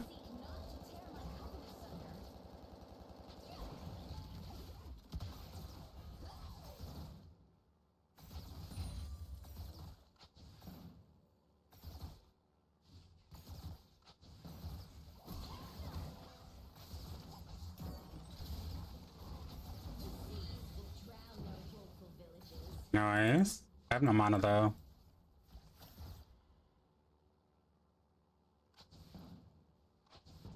Girl, I got enough for one bubble.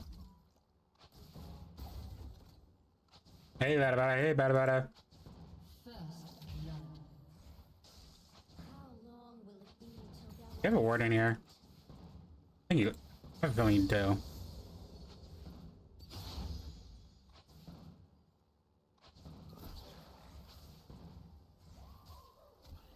Corky looks troubled. A little bit. A little bit. Undertow, take thee.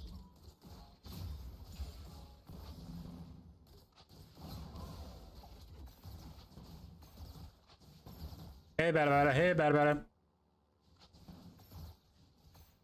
Hey, bada. Hey, bada. Swing. Aw. There is no eclipse in a sunless abyss.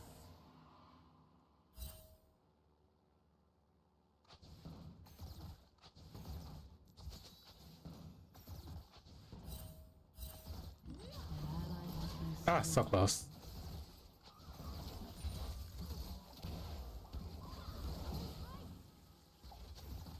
Power means little until they understand why.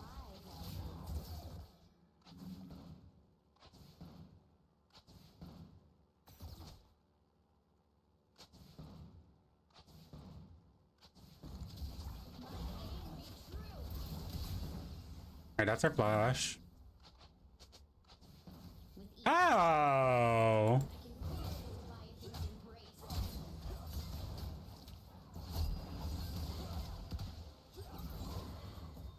Ally has been slain.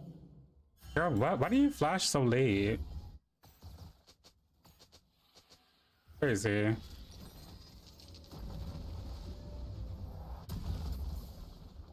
My Corky is giving trouble low-key. Pixie, you kind of clocked it. Did I foresee a desire to have feet? The Corky skin is such a jump scare. Yeah, sort of, kinda. I don't know. My Corky's kind of struggling. An ally has been slain. We'll see though. We'll see. We'll have faith. Path to follow. At sea, the current chooses the Oh my god, my Zinzao's not eating. Minus 0 and 3 already. Oh, they didn't base.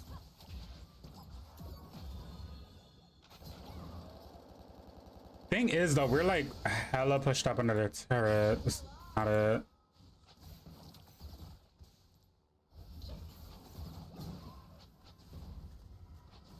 Like, let's just shove this, they're basing.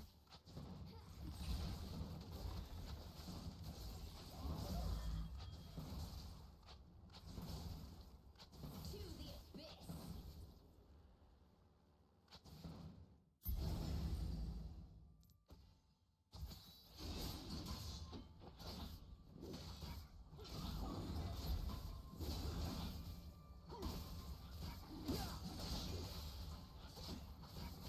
I don't anticipate Shen being down here. I don't think he has time.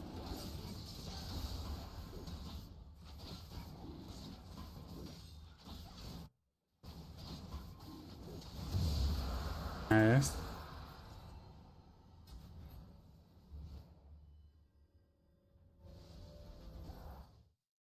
Cursed beasts of claw, hoof, and foot traverse the land with such ease.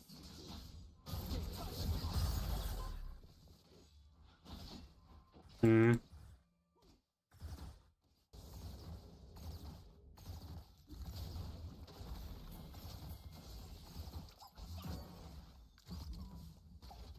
Sudden mess.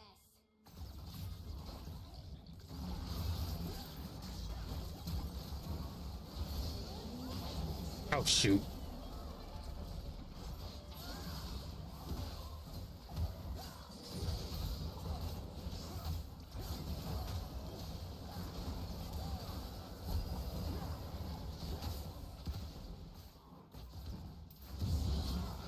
Nice. Nice. Okay. Work. I didn't see that ulti though. The ulti kind of flopped. It was kind of like a split second, like quick level up, like boop. But it's okay. We ate. It was for the speed boost. It was for the speed boost. Embrace thy devilry. In wickedness, we thrive. You ate that fight up. Thank you. Hey Nate, how's it going? Oh. Not the boys rocket making a return. Fare thee well.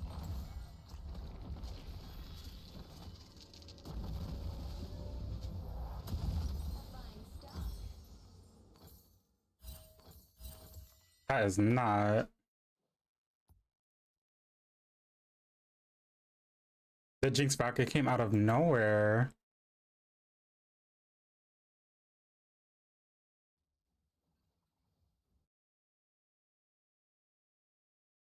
Okay, so Corgi got 2 kills though. This isn't bad. He's got Essence Reaver too. He low-key runs them down here. Okay, let's go. I'm coming. I want an assist. Go, Corgi, go.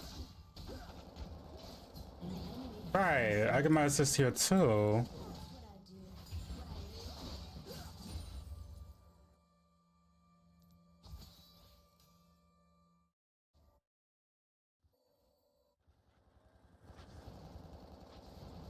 This turret's low-key almost done.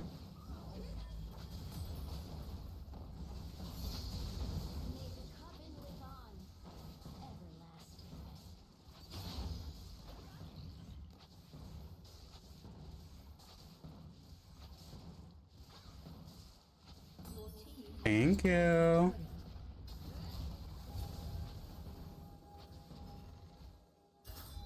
Miss Fishy must depart now. I was just about to say when Corgi gets ulted by Jinx. No, right.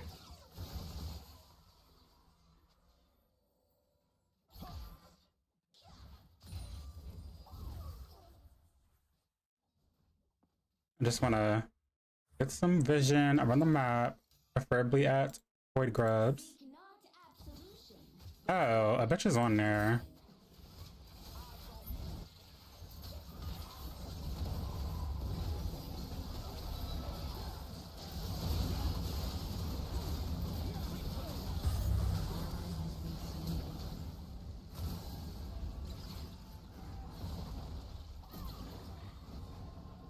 Wow, this is a little awkward.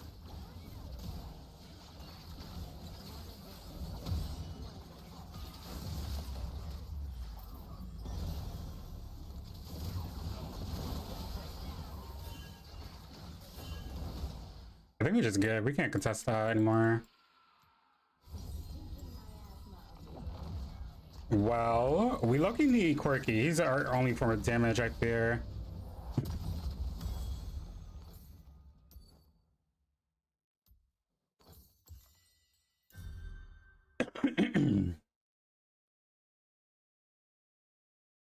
I gave into temptation. Oh Lord, Maven. Actually about to boot up the league. This game has us all hooked.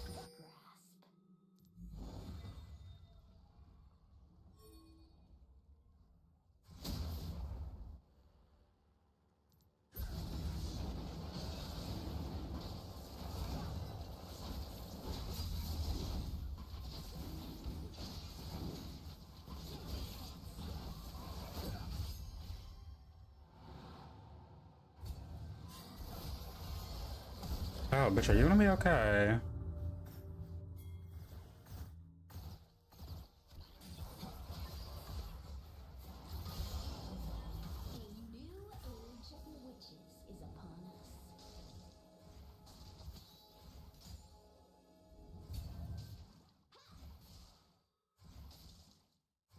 I'll take that. My twins big like beer. Tendrils of ancient magic grasp at retribution.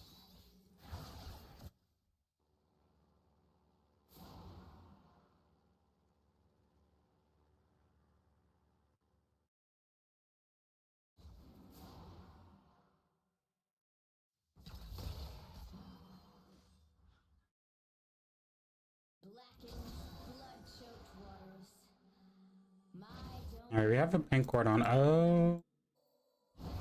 Bitch, are you gonna be okay?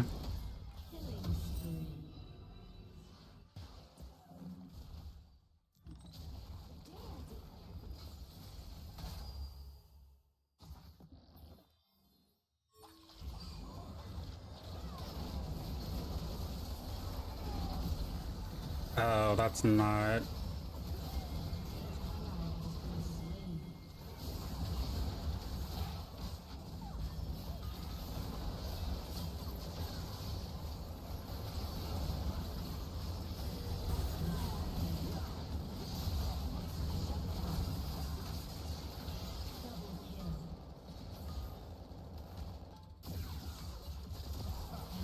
Wait, I'm actually a legend. We actually ate them up.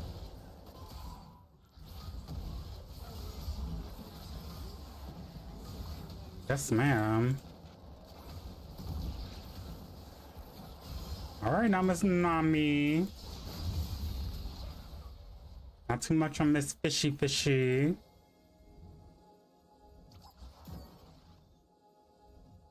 We unleash our true selves.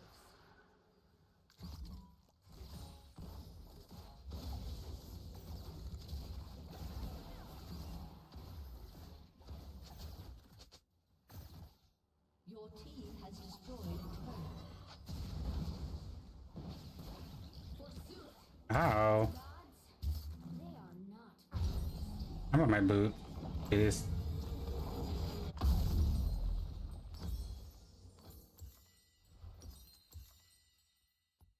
Waiting for the swap client to load. Oh, when it takes like 7 bajillion years to just load into an ARAM game. Death is reserved for those too weak to overcome nature. A witch need fear it not. Alright, we got good tempo going. We played appeal for Quirky. He does the big boom damage. Easy win, easy life. Ah, okay, we didn't see that. The breaking of ships. The smell of despair.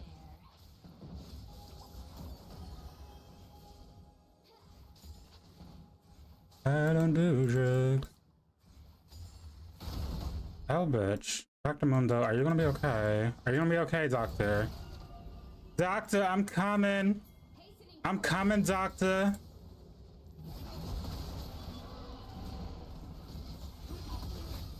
Oh.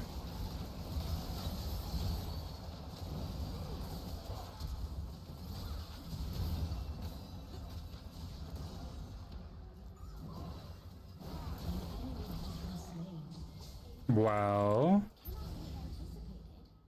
only accepted. I saved the doctor. That's all that matters.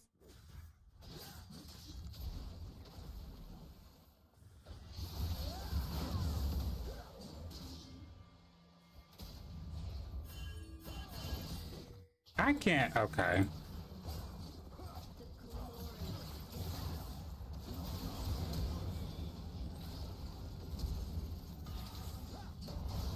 I need space out of flash. Not to mention that echo like thing. Loki scared me. I thought that was an enemy echo. I'm like, bro, that echo's on my team. And over here giving me a heart attack. I do what man would not. Admit my folly and denounce mine idolatry.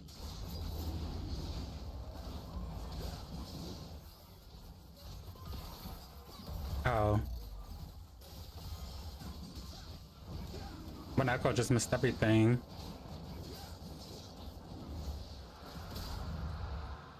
Tis simple. Struggle against the current, or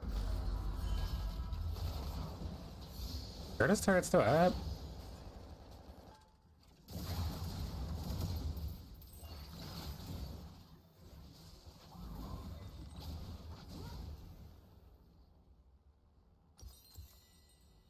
I seek not to tear my coven asunder. Not your first and Grievous to join you. Oh. Grievous even said, look, I want to play League and I'm dragging you with me. I can't suffer alone.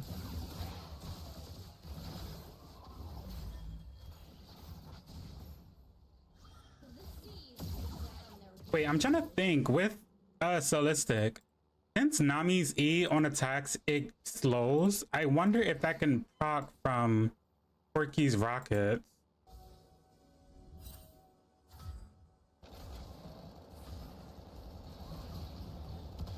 He has an ARQ like, oh my god, wait, I remember Grievous saying it on Discord. I was so unserious for handing that out. The hate crime of it all.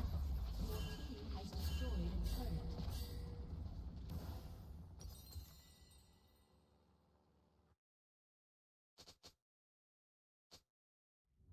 There is no eclipse in a sunless abyss. Oh.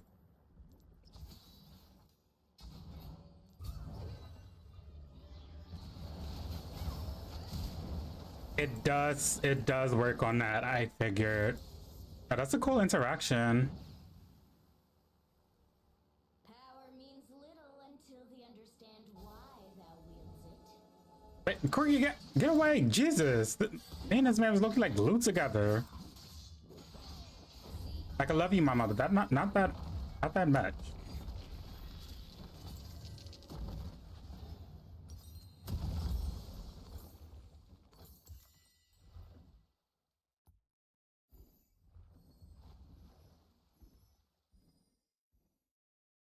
But it was all in my... With each sacrifice, I think the Jaffe remix of this song kind of race titan. ruined this for me, but still a good song, I feel. Still a good song.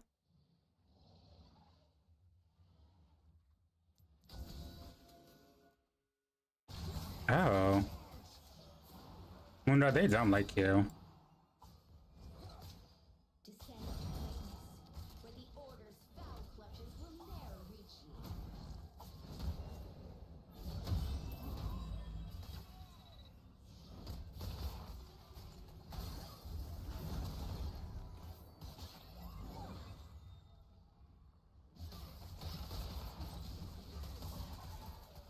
Gruesome beasts of claw, hoof, and foot traverse the land with sections.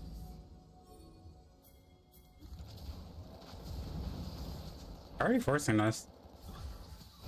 I mean, Victor is bot, and they don't know. That might be a good idea.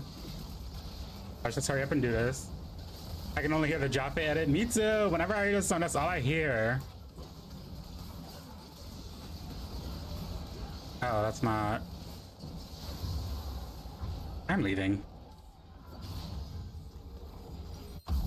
Immediately.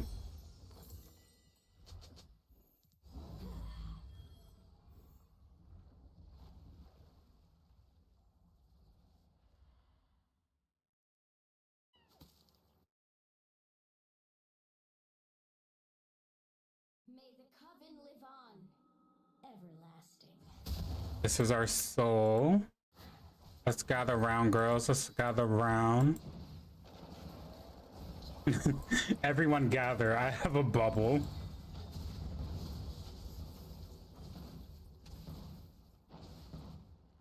Magic is wanting something and letting thyself have it.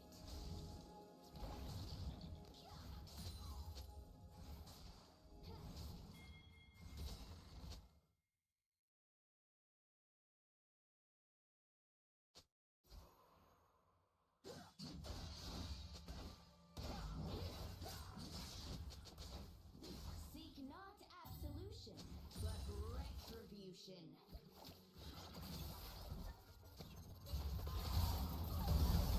Killing spree. Okay.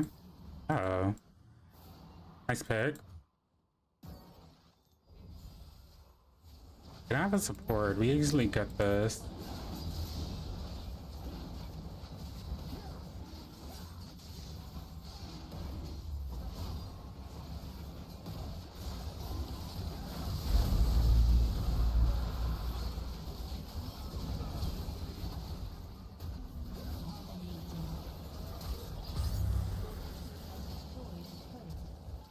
Nice.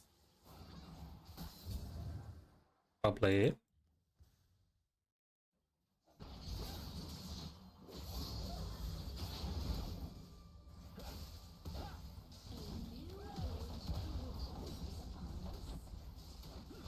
Oh, let's hit. See, I know this wasn't the right song at first, but like, I low-key love the song. So I kind of sort of win. Your team has destroyed a turret. Tendrils of ancient Oh, booch. Y'all careful. Y'all be careful. Be careful. Be careful! You're dead.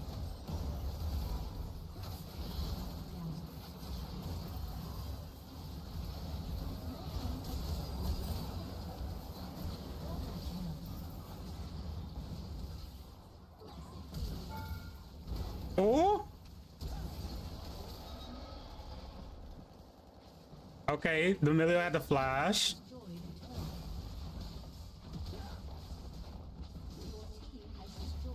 Oh, the flash bubble was so like ambitious.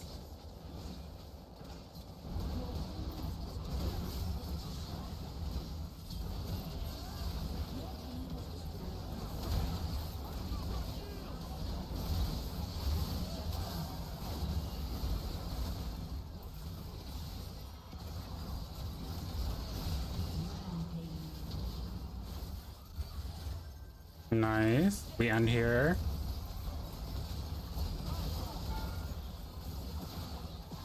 Oh, the damage. Yeah, we don't end. We just get a turret at least.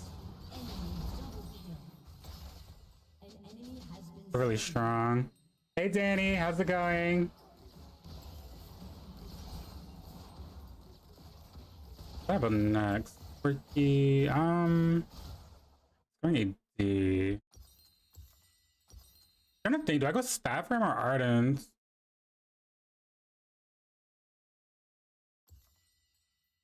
He does on-hit damage, I think.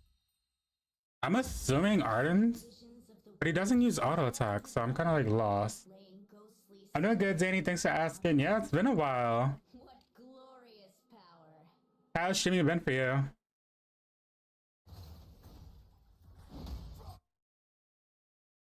I think I seen you like, I don't think it was like yesterday, maybe the day before. One of these past few days, you were streaming. I was liking for on your stream for a bit. The old magic may ne'er be quenched. You wanna be? Alright, what is my window doing? Oh, he's BMing them. We love that.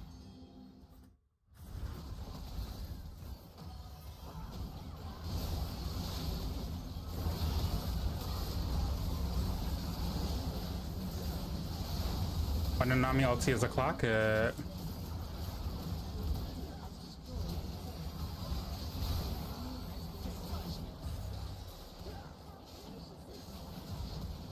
Well, dare I say, Nami carry. Let's see. Yeah, it was yesterday. Yeah, I figured. But it's gonna see your streaming again, legend.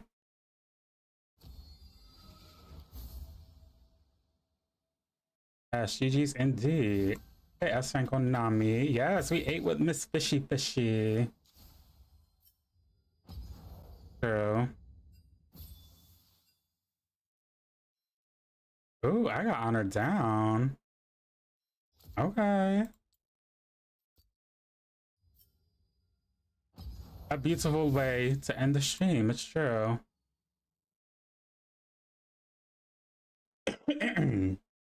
Alright, who is live right now on Twitch? We're gonna be rating out soon, y'all. That was my last one for tonight, but thanks everybody so much for attending today's stream. Thank you everyone to thank you everyone too. Oh my god, the words. Thank you everyone who came out oh my god, my brain. Thank you to everyone that came out for the official 7 Vtuber debut, the Q&A. Thank you so much for your questions, everyone. And I'll be streaming again probably Thursday or Friday, one of these days. I want to take some time to work on this new video. I want to put this video out ASAP. So I'm going to be spending some time off stream to edit. But whenever I do plan on streaming again, I will let you guys know. Yes, make sure also to check out all of my social medias. For those that are new here, if you guys are enjoying yourselves, be sure to give my Twitch channel a follow so that way you get notifications on whenever I go live, as well as make sure to join the Discord server and check out the latest video that I posted. Well, it's not the latest, but one of the latest videos that I posted on YouTube. Thank you for streaming, of course. Thanks so much, everyone, for being here. I appreciate y'all. I think I am going to raid out to Mistigan. Mistigan's live. We're gonna give him we're gonna raid Mistigan, give him some love in chat, and Yeah, we're gonna do all of that. Let me get the raid started. All right, guys, we're going to be raiding out to my lovely friend Mist again here. Here are some copy pasta messages for you guys to spam in his chat. And with that being said, I'm about to go ahead and get out of here. I'll talk to y'all later. I love y'all. Have a good night.